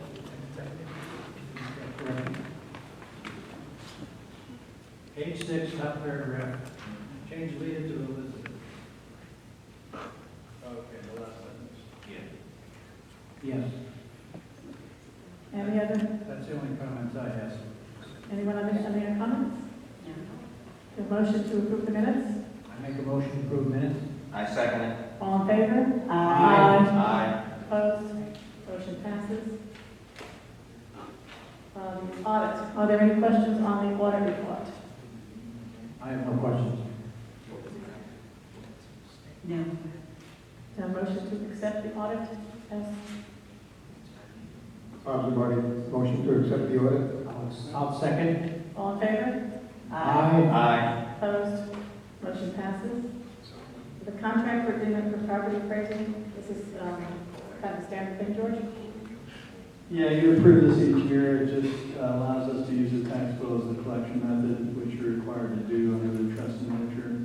And the requirement of the agreement and the fees are set in the statute, so we don't have a lot of ability to negotiate. The proposed fee structure is the same as in the past. We just need a motion to approve contract. Elizabeth Langley's, I move we approve the contract. Mike Letty, I second. All in favor? Aye. Opposed? Motion passes. Dan, do you want to talk about this request to install palm tree lighting? Sure, did you want to talk about what the request is first, and then I can give you an input? Why don't you, the request came, and I think everyone got a copy of it. It was in our packet. Yeah, we got a copy of that. Does the board? Well, send us like email.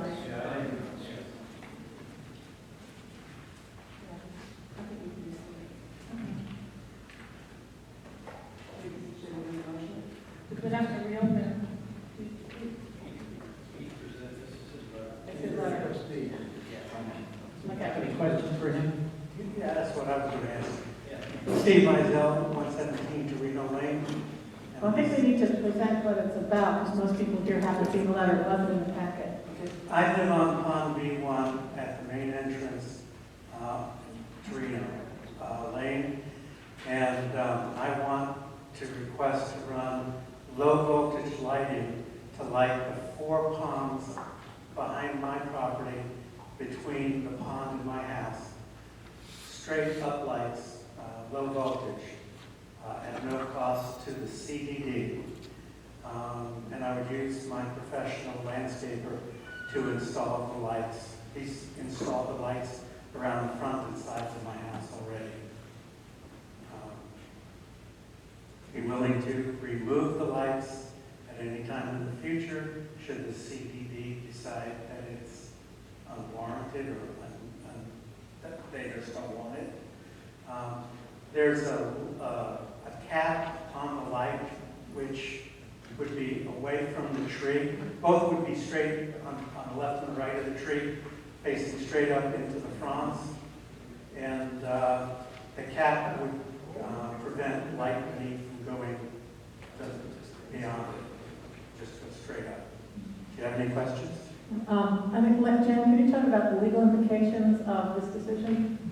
Yes, and although it sounds like it's a reasonable request, and you can see homeowners wanting things like this, it poses risks and issues for the board, because it would be a policy of the board, from a standpoint of you would be allowing private improvements on public CDD property.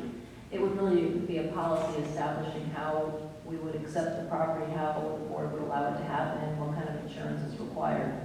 And under the Florida Administrative Procedures Act, when you have policies adopted by a board, you should do rulemaking. So that requires a notice and a hearing establishing sort of a,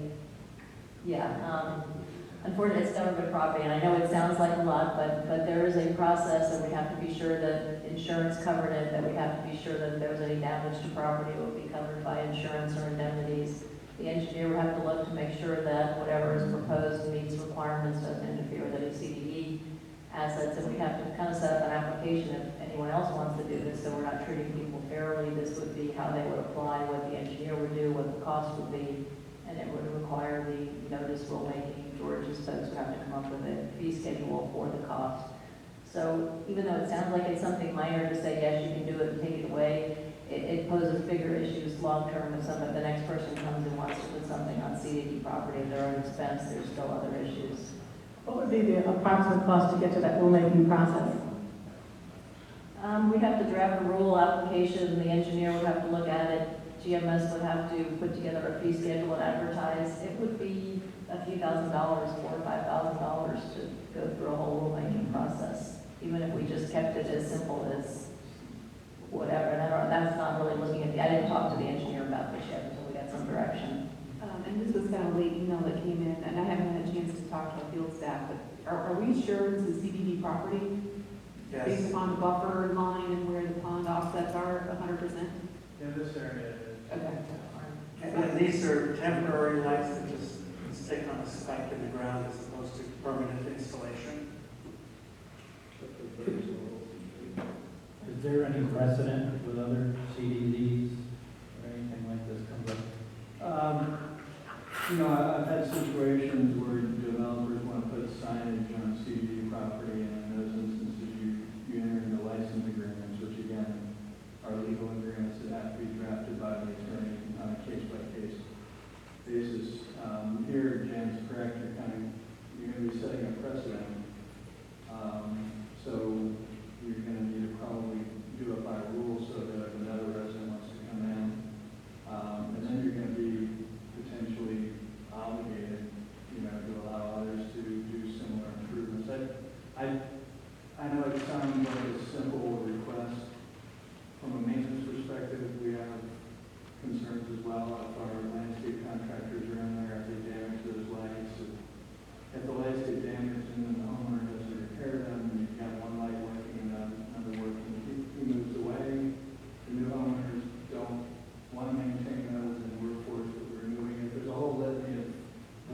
that could occur. Really, it's up to the board. If the board decides it's something we want to do, we can try to come up with a solution to figure out how to do that.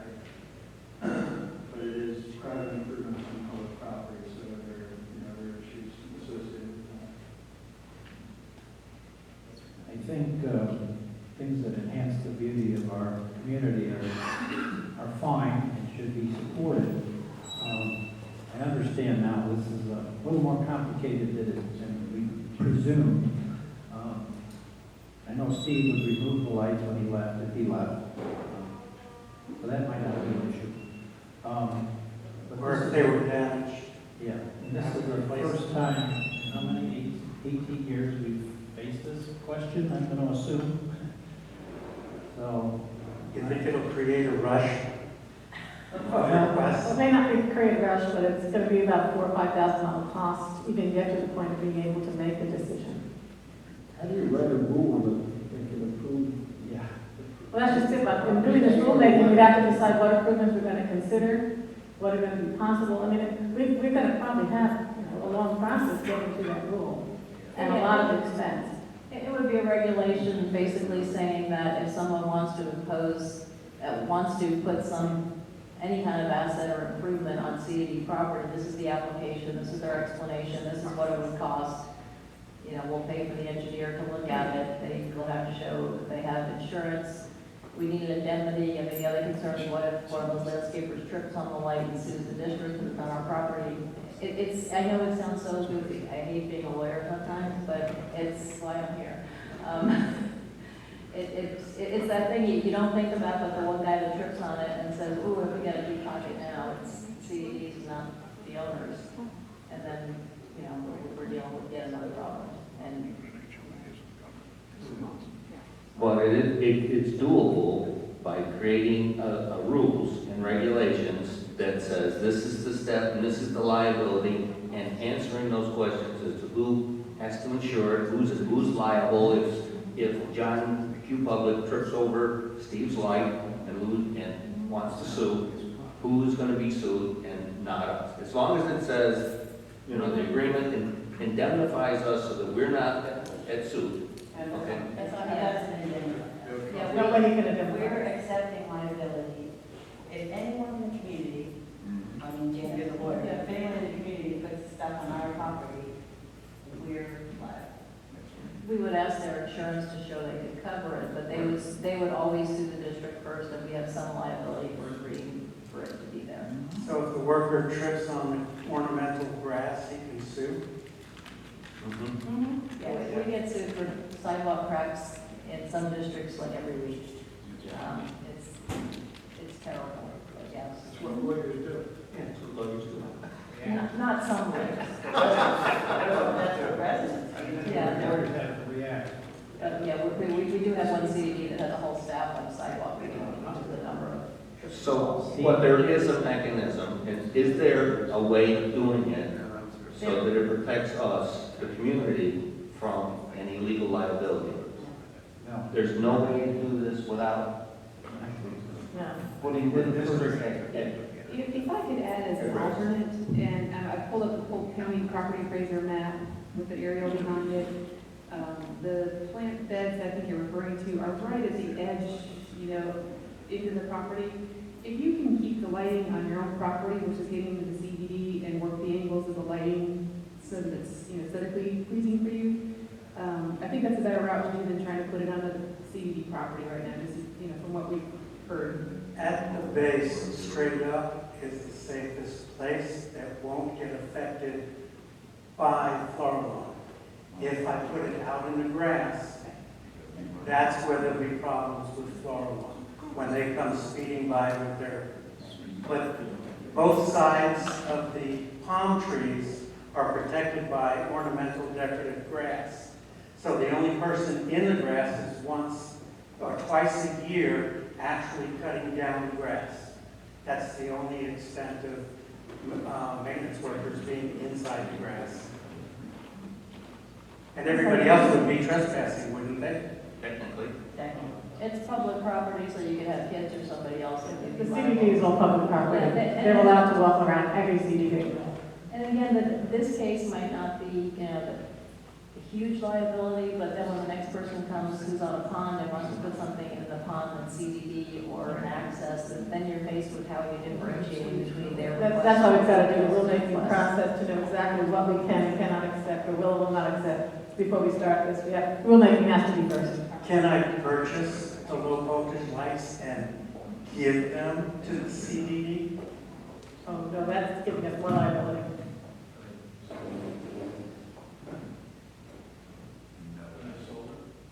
No. It's low voltage, and the line would be buried out to the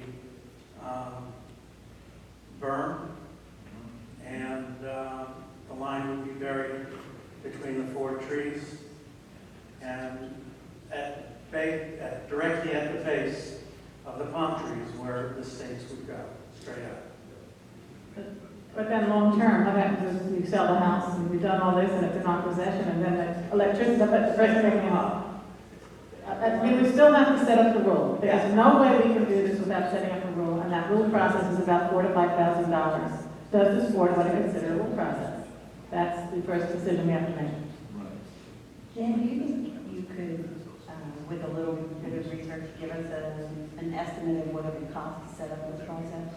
That's what you just did. Yeah, I mean, it'd be $1,000 or so for us. George checked the cost for noticing and advertising. That's almost $1,000 itself.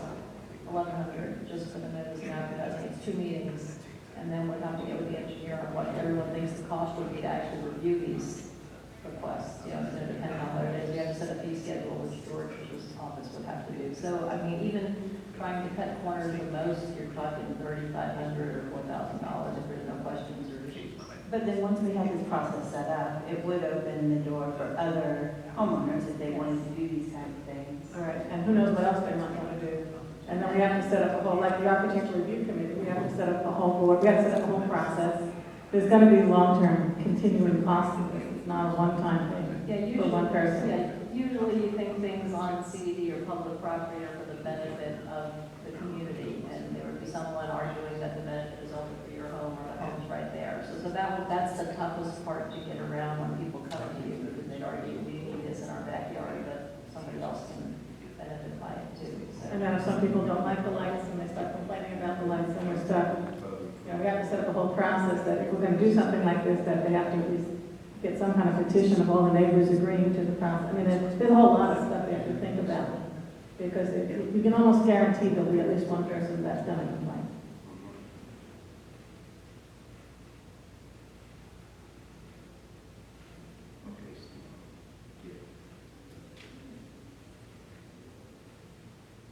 I know you made the application, but how set are you on receiving approval for this? That's up to you. Well, I mean, it's not looking very good. The cost is prohibitive. We've gone 18 years. You're the first one to request this. It might be another 18 years before anyone else does, and we just... Well, I guarantee that. Yeah. We made out another $4 or $5 grand to get this process approved, and then no one uses it. I think it's a bit of an expense for us, so unless you're adamant, we'll vote, but I'm not sure that we'll be successful in this, unfortunately. Is it open to public comments? One thing to say is that thing about prior meeting, you talked about. Why don't we go ahead and open it for public comments? Come on up. We let one person speak, we have to let others.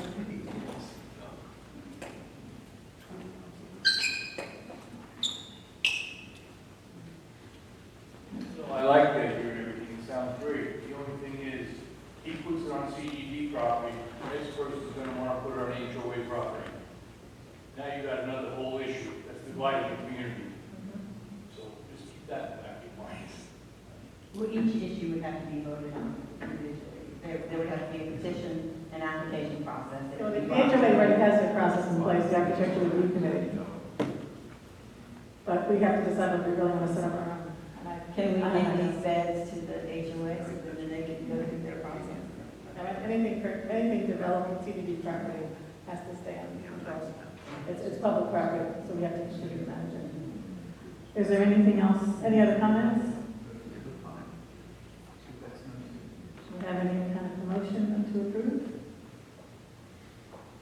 Hearing none, we just drop the issue. I make a motion that we approve the, going forward, creating the petition process and so that, So you want to spend the $5,000? yes. Do I have a second to that motion? Looks like it's 7,500. I'll second that motion. Okay, I'll call for them. All in favor? Aye. Aye. All opposed? No? No.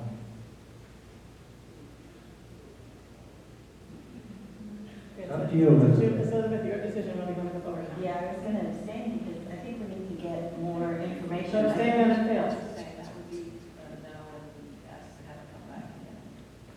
Okay, then I'm gonna abstain for now or say yeah. But what I would like to do is set up some sort of process where we talk. But you need to vote. Oh, sorry. I said I abstain. You can't abstain. Sorry. Unless you're personally receiving financial benefit or, Okay, gotcha. But if I say no, that doesn't preclude him from bringing it back to us at a later date, correct? Correct. Okay, then I vote no. Discussion to propose settlement of promotion to tax costs. This is the issue that we went into executive session about. The board did discuss, and we do have a motion. After hearing all the information from our attorney and knowing that not necessarily all the costs are legitimate and the price of $34,000 and change, my motion is that we agree to pay the settlement cost and put this behind us and limit our financial obligations as we go forward and put this to bed. And if you would add to that too, with the contingency that Poinciana West also settled, so we have a basis to mention the CDDs to each other. Agreed. And I second the motion. All in favor? Aye. Aye. Aye. Opposed? I always followed our legal counsel's recommendations and opinions. And on this one, they said they don't feel that they're entitled to any more than $6,000. Yes, I understand we have some cost of $20,000 already, but we're going to pay $34,000, not knowing what the outcome of at least one round of legal arguments might be. So I'm going to vote no.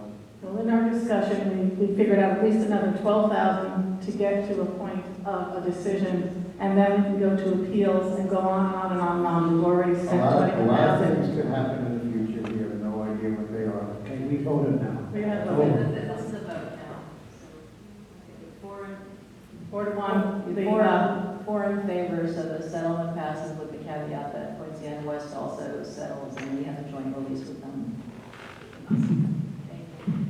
Staff reports, the attorney have anything else? Nothing else, as I'll work with Scott Clark, Poinciana West new attorney, sort of as little as possible, so I don't have costs incurred on your behalf getting him up to speed, but enough to kind of get him We where want need to, stop any costs on this side, or minimize, because we've already spent about $5,000.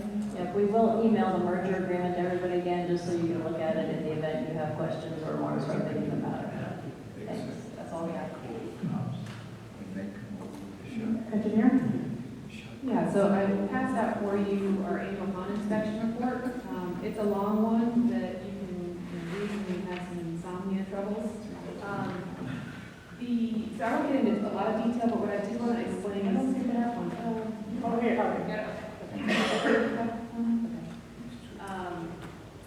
We tried to triage the problems or issues if we observed anything. So if there's no asterisk next to the pond, there's no issues. We just took photos to document what the pond conditions are, and we can use that as a basis to compare reports over time. And then there's three other categories. If there's something that we should look at, not a priority, not affecting the performance, And then if there's something that we should deal with, but it doesn't need to be resolved right away, but it could have an issue or long-term implication, and then one of it needs attention. And, you know, we spent so much time and energy, you know, on the ponds in the last couple of years. There's very few that need immediate attention. And so Clayton's getting this for the first time today. We'll work with him on some things that need attention. But I don't expect there to be a huge cost to this necessarily. The majority of the things that we're seeing are still mitered end sections, which are those big concrete planks that you see in the pond where the pipe comes out, that have erosion on the backside of them. I think Clayton's got some good repair methodologies in place that, you know, are now, I'd say, pretty practical, cost-effective. Most of the ones that we saw right now are submerged, so repairs of those, you know, we need to wait a little while. As long as they are submerged, you know, they really aren't going to deteriorate further. So anyway, we'll work with him on that. If there's any questions in the meanwhile, give me a call or email me. You know, there was one thing also that, you know, was kind of interesting, just for matter of fact. We found one of the ponds, the one next to the softball field, actually getting a lot of the fine clays in it. You know, and it's kind of the first time I've seen that happen. So, you know, Clayton can work with the HOA or the right group to try to improve what they're doing in a drainage perspective. But over time, things shift, and so we're seeing some of that collection. But everything else is kind of routine for us. So Clayton does also have his handout. The first page of his information is kind of his pond checklist as well. So we're marrying these two things up. You know, he spends a lot more time in the field than we do, you know, really on an annual basis with a focus. So anyway, I think we're in pretty good working order. There's a couple things to address for the year. District manager, action items. I have a question. Yes. On B16, which is on page 15.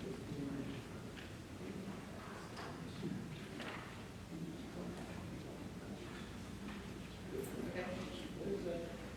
Oh, what is it for? So that's actually some of the pool equipment, and okay, so it's not your pool equipment, but there's some piping that's leading out into the pond. We wanted to make sure is the right piping. If you look at the note there, there's a pool pump system that looks like it's discharging, so it's really related to some of those other photos. It's not your pump. Who's it?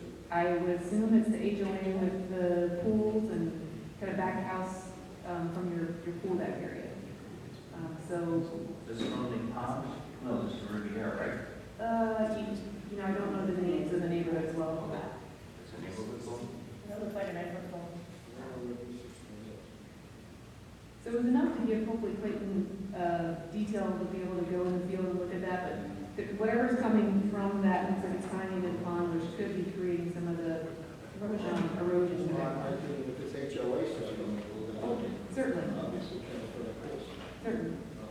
Yeah, we would want them to extend that pipe. First of all, you know, are they backwashing the filters, and, you know, what's the pipe? And then second of all, if it's, there's no concern about the water quality, then we would want it extended farther into the pond, because right now you can see the problems with the creating. Do you know what street it's on, right? I don't. B16? Right off of Crystal River Drive, it looks to be a small community pool right at the corner of Gulf Drive and Crystal River. Okay, yeah, that's in the first section. But my thinking is that if that was built that way, that's one of the oldest pools in here, because that was the first development. We may have more pools with this issue that just haven't shown erosion yet. So we need to, when we figure this out, we have to figure out if all the pools are set up the same way and see if we can prevent this from happening elsewhere in the community. It could have been that, could have been a repair that they did, and it was not done correctly. You know, just there's no telling. I'll look again, but I think B5 is in the same condition. I don't know how eroded that is though on B5, but I think it's going to drain to the pond. Yeah, we need to look, since we have one that's this serious, we need to take a quick look at the other pools and make sure that this isn't going on in the other pools. Yeah, and we need to be conscious of what the HOA cost and what we take on, so we're going to work with the staff on that. Yeah, but we might as well, if this is an HOA issue, and it's something that's gonna develop at all the other ponds, let's try to prevent it from getting any worse on the other ponds. Right. To take care of it now. Right, right. Okay, we'll follow up on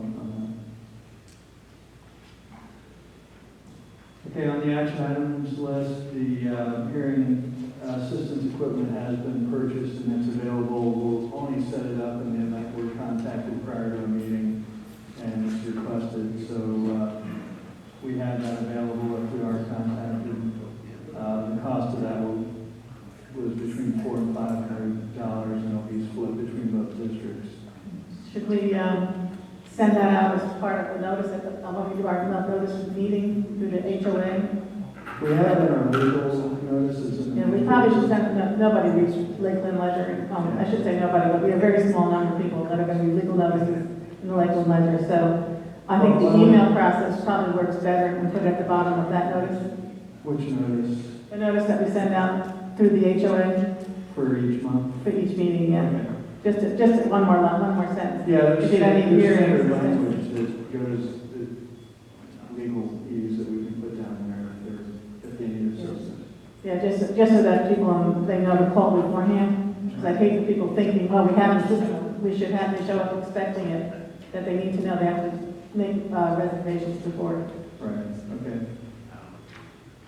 I think we've beaten the merger issue up enough. That's item 2.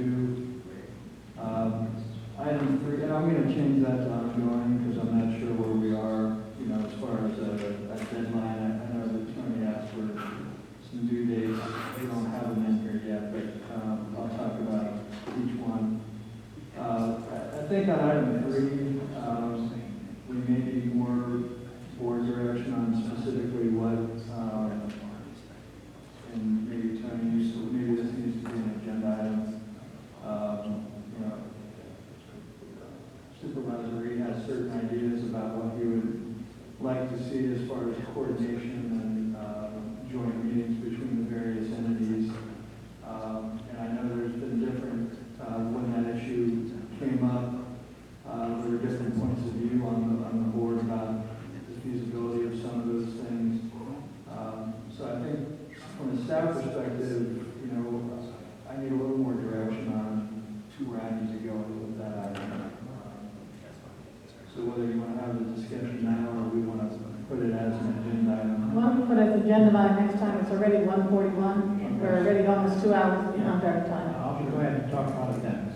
Okay, so we'll agenda that. And maybe what we can do is, Tony, could you write up a little what you're proposing and put that in the next board packet? Okay. Yes. So that, why don't we do it that way so that the board has an idea before we come in? That's correct. And then they can be ready for questions or whatever. Thank you. All right, so we'll place that on the February 19th agenda. I don't know, Kathy, are you ready to talk about that? I'm more, I talked with Mr. Reed between meetings, and the research that I've done, I don't have the records for the requisitions going back to the beginning of the CDD, which is where that information will be on what was covered in costs for the original pond construction.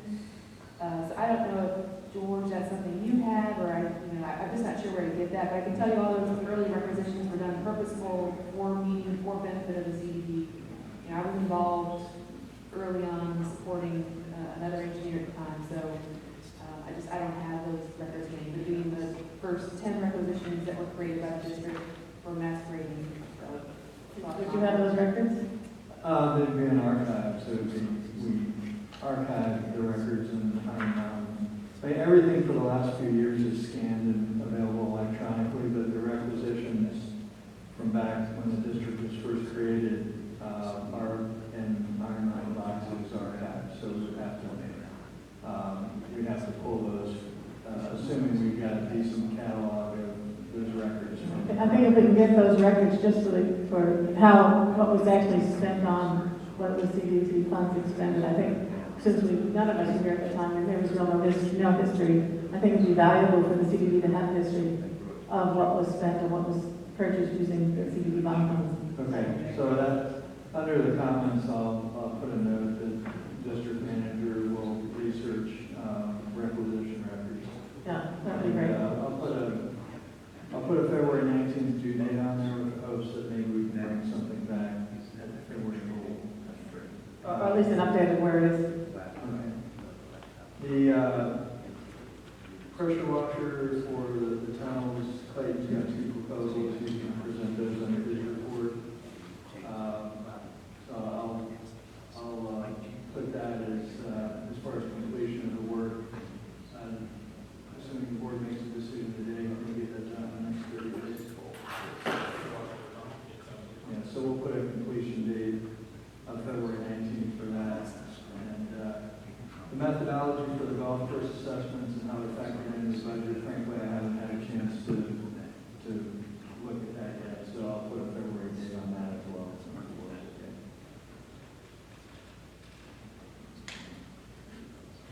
Any other items the board wants to add to the action items list? Anything else? No. We'll move on to the check register. Are there any questions on the check register?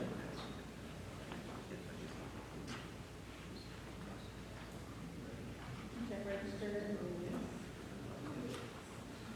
Here. I know, I saw it. It's a tab right after the action items. I have no questions. Anybody's got questions?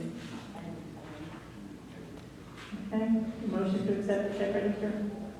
I'll make the motion to accept check register. I'll second. All in favor? Aye. Aye. Opposed? Passes. Balance sheet and income statement is in the next tab. Are there any questions on the balance sheet and income statement?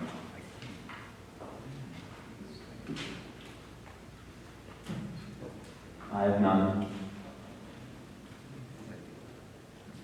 Can we take a second to look at the engineering costs and impact? What I've observed was our budget, or adopted budget the last couple of years is pretty much maintained the same, but I'm observing that may not be the case, and I'm a stickler for long-range planning, so I think we need to do a closer look each year into future needs in the various areas. The ones we control are the attorneys, if we consider that, engineering, our pond maintenance and things like that. But I think with a pending transition coming and other activities, there's going to be a lot more cost to engineering. So I'm just questioning, we have a overrun, we have an overrun of 4,300? On a budget, on a per Budget, yes. Yeah. Yes, but we're not there yet, but I see that we may.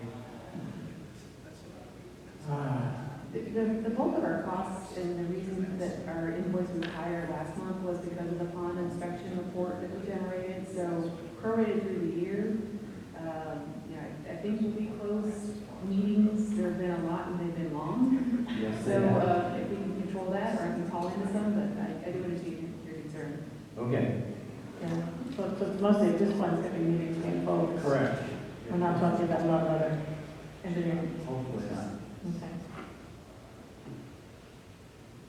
All right, any other questions? A motion to accept the income sheet, balance sheet? I move we accept the balance sheet. I'll second. All in favor? Aye. Opposed? Field managers report.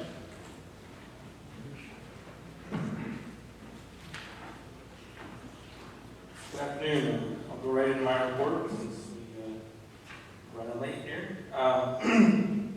So the first thing that I provided for you that I want to go into is the pressure washing reports. Pressure washing proposals. There are two, and then there was one that was supplied through a board member. The difference in price did come out to be pretty significant. The pressure wash list, the company that I've used a couple of located locations, their total came out to $2,500, and the other company, Central Florida Pressure Field Painting, came out to $6,900 if you do all parts and pieces. So basically, at this point, just looking for, if you want to proceed with this, an approval of that. Staff would recommend pressure wash this for $2,500. It doesn't make any sense to spend another $4,000 on that. No, we need to know where all parts and pieces. Do we need the should You say. said the Central Florida, you said it was 6,900 for all parts and pieces or something like that? Well, they actually have a rate, as a total project rate is 7,500, but if you do all of the parts and pieces. So I had them itemize it, so it was apples to apples, the different parts of the tunnel, so that's walls, ceiling, and the actual driving surface as well. So I had them itemize them out. So if you did all of that, he's got like a $600 reduction in his final price.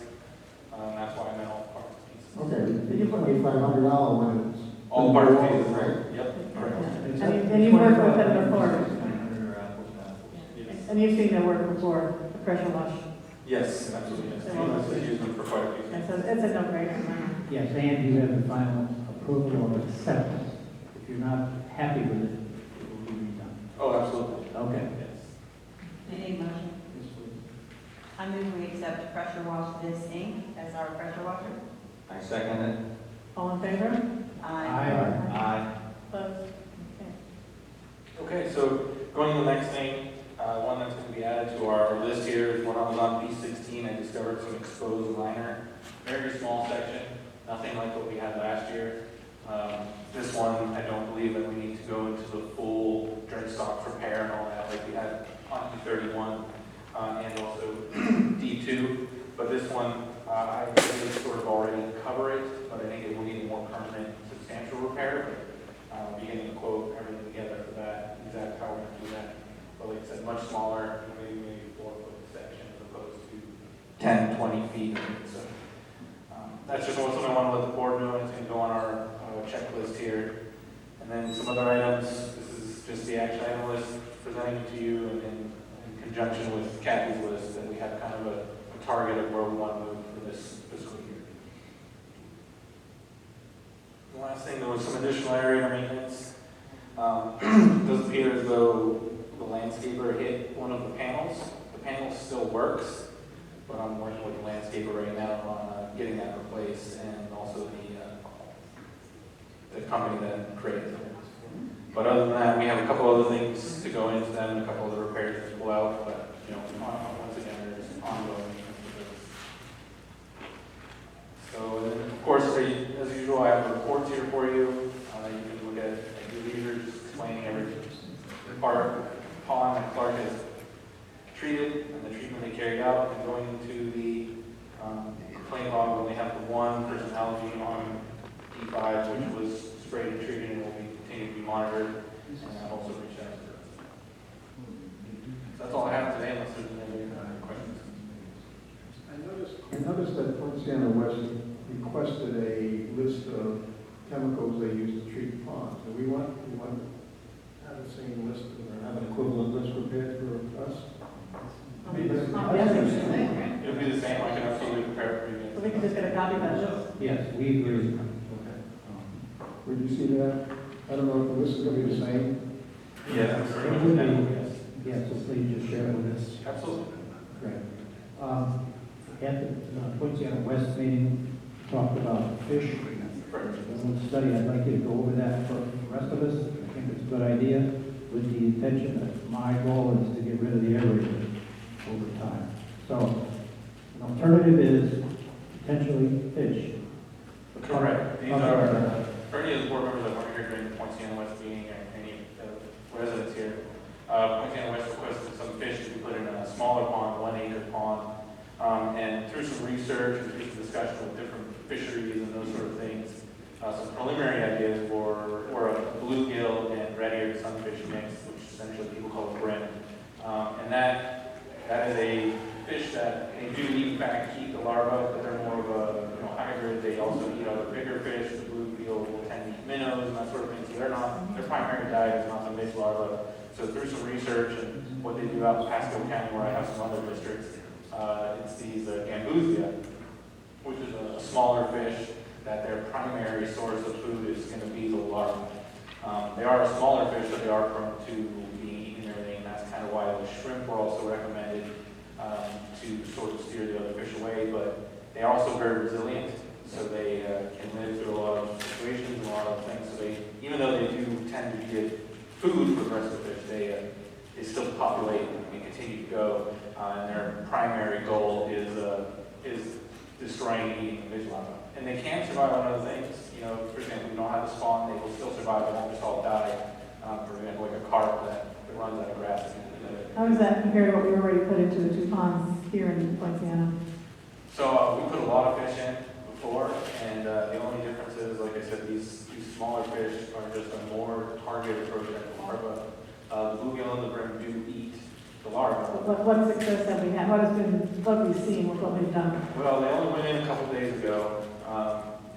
What I thought we last year did. Oh, sorry, in our ponds. Yes. Yes. Well, you know, as far as exactly specifying to the fish, it's hard to say, but through treatment, monitoring fish and aerators, we've seen some very significant improvements over pond E3, which was a very chronic issue, especially at that multi-lane circle there. So we have seen significant. What about the pond where we just did fish? Yes, that is the one. Yep. Oh, I thought that was the one that we have the aerators as well. It is. It's the same pond, actually. No, but I thought we did a second pond with just fish. There was a second pond where fish went, but that was in West. So if I remember correctly, we did a pond. E3 was the same pond with fish and aerators because we were still having. If we want to do the comparison to see if there was a difference in fish, just fish or just fish and aerators, we want to see some kind of. No, we didn't do. We talked about it. Unless that was a while ago. Now, there was a round of fish before this most recent round of fish.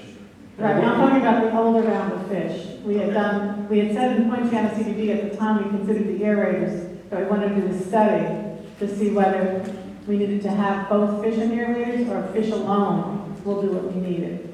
I can look more into that. See what you can find out. We wanted to look at that. That was when we first put in the Yeah, it fish. was before Clayton was involved. We'll go back and look at it. But it's very hard to make that comparison because your controls are. Right, but if the second pond with just fish has also seen improvement, then there's no need for any more aerators. That's the kind of sense we're trying to get. Well, it depends what your baseline is. I mean, if the one pond is a lot worse than the other, It's hard to it's hard to make a judgment. So the positive thing is between the aeration, the fish, and the adulticide and larvicide, we have, at least knock on wood, seen significant improvement. So. But I don't know that we need to do anything more now unless we get another pond where we get a lot of complaints from. Correct. That'd be my general impression that there's no need to spend the money on anything more unless we have complaints that need to be addressed. Correct, but this morning you discussed the fish were free. That's, well, okay, so for county ponds in Pasco County, they will supply for free. Your ponds are CDD ponds. How did you get the fish that you just discussed to the west? From a fish farm. The $200, it was $200 for 1 acre.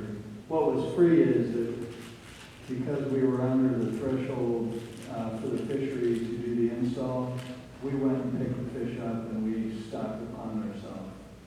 We didn't charge for that, but the fish were $200 per, and it was a 1 acre pond, so you can kind of extrapolate out what it would cost based on the pond size to stock other ponds.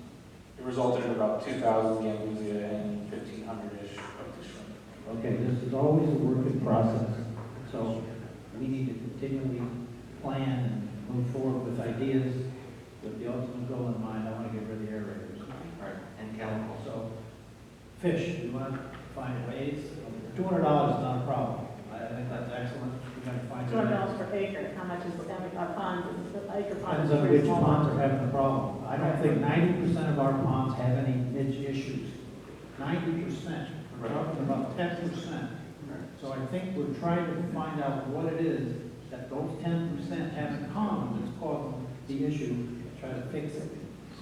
Fish are one example. But I want to reduce costs going forward in the future. For example, E3 is 10 acres, so that would be the difference in pond size. If we need the county to help us, like Pasco County does, well, we have access to it. We're correct, yeah, I apologize for providing the confusion there. Like I said, those were specifically county-owned and maintained ponds, for example, if you live near one, which I have in my condition. But ours are owned by us. Okay, enough said. So just for clarification, are you talking about eliminating the aerators altogether or just turning them off until we need them? It's a work work in progress. We're trying to understand whether we need them going forward because of the cost and maintenance that's going to be required. And if we can find an alternative that works, yes, we'll turn them off, and then eventually we'll remove them. And it will be a process. And we'll be careful not to disturb the environment in a negative way for the residents. Okay, that's all I have today for the field report. If you guys have any other questions or anything, happy to answer. No, you've done a very good job. Thank you. Are there any supervisors' requests? I have just one follow-up, even though I'm not a supervisor. Just on the settlement, I know we discussed it in our session, but just that I have direction to work with the council for a settlement agreement that includes the joint releases of the other district and a release from the folks we're settling with, just to reword a little bit of what they put in. Just want to clarify that so you aren't surprised when you see it on the bill. It will be small, but we need to do it. Okay, thank you. Thank you. Any other supervisor requests? No. The only one thing I did want to do was thank you, Jan, for the addition of the memorandum on the... Yes. On the merger, Yes, yes. Even though, even the process, even though most of it is right out of the statutes, it's appreciated, it's necessary, and I don't think this morning you talked about enough to say that it's already there. That's the process, and I want to move forward with it. So thank you for the input. Okay, any questions, let us know, thanks. Well, I think the Poinciana board, once the Violence Board agrees that we should not schedule any more meetings or any other time or any other money being spent at this point, except minimally to give whatever information Poinciana West needs to get to this point. But I think we're at the point where we're ready to go forward, and I don't see us spending any more legal money, any more time, any more meetings until Poinciana West is at our stage. Is everybody in agreement? Yes. Okay. All right. I have a quick question. Can we have a very brief discussion about how we might investigate if there are other people who are interested in making improvements to CDD land? I don't think we want to open that can of worms. I think that's a can of worms we do not want to touch. We get people start thinking about what they might want to do on their CDD property, and who knows what can of worms we're going to be opening. We haven't had a request for 18 years. People kind of have already gotten to the point that they're used to the idea that they don't touch CDD land, and I really don't think we want to open that can of worms. I agree. I don't want to open a can. Well, I hate, I hate that we had a request brought to us and that we're not, I don't know, I just feel like if a resident requests something, if there are other residents that are interested, then we could justify the cost. The HOA already has the process in place, and couldn't we use their process to... That's a government process versus an HOA process. We're talking different laws. Jan, do you want to talk to that? Yeah, it's very difficult, as you know, it's just very difficult, and then you get questions of somebody wants to mow the CDD grass differently or do something differently, and it's very hard to differentiate what request doesn't impact you a lot and what does.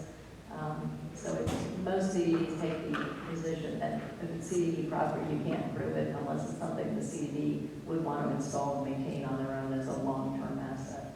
Okay, so we're saying as a group, we don't want to have a discussion with residents to see if it's a process they feel is worthy of putting in place? No, what Jan just stated, or what she had stated earlier in the meeting, for Steve's benefit, but I'm in agreement, we don't want to go there.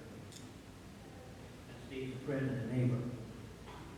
Well, but what he's proposing actually has benefits, because when you drive in, uplighted plants are beautiful, and so when we have guests and potential buyers and people in general coming through that main gate in the evening, to have those lights, to have those lamps. Okay. Nobody's arguing the aesthetics. We're We're talking about putting private stuff on public land, and we're talking about a whole can of worms that I don't think we want to get here. Okay. I think we're asking for trouble if we do it. And most importantly, we spent the day talking about costs and cost savings and trying not to be judicious with our money. I don't. Okay, it was just an idea. I know, thank you. Thanks a lot. We'll be opening it to comments in just a minute. Is there any other business? If there's no other business, I'll now open to audience comments. Okay, are there any comments from the audience? Just briefly, I have no vested interest in it, but I agree with you.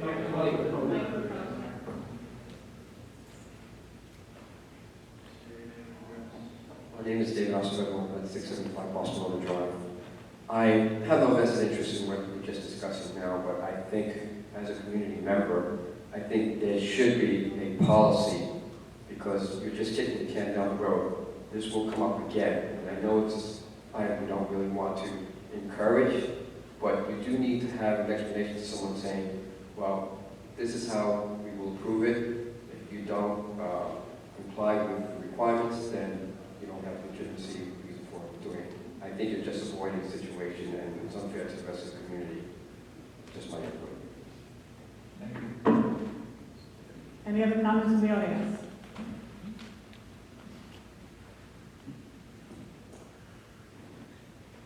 Yes, Mark Mendel, 419 Fountain Valley Lane. I want to thank you all for agreeing to settle the motion for taxation of costs today. Poinciana West Board also agreed so this morning.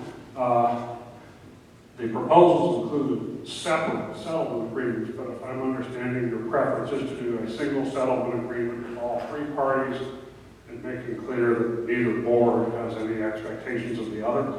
Yeah, with mutual releases among everyone. I think the settlement proposed only had a release one way, so we need dismissal with prejudice and releases among everyone. Go to it. Thank you.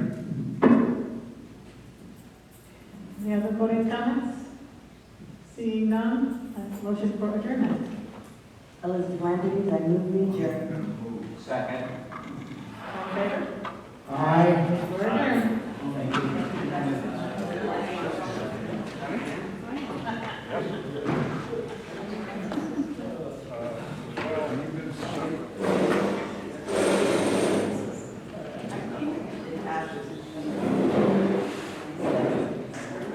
You want to go through the mics and this space in there?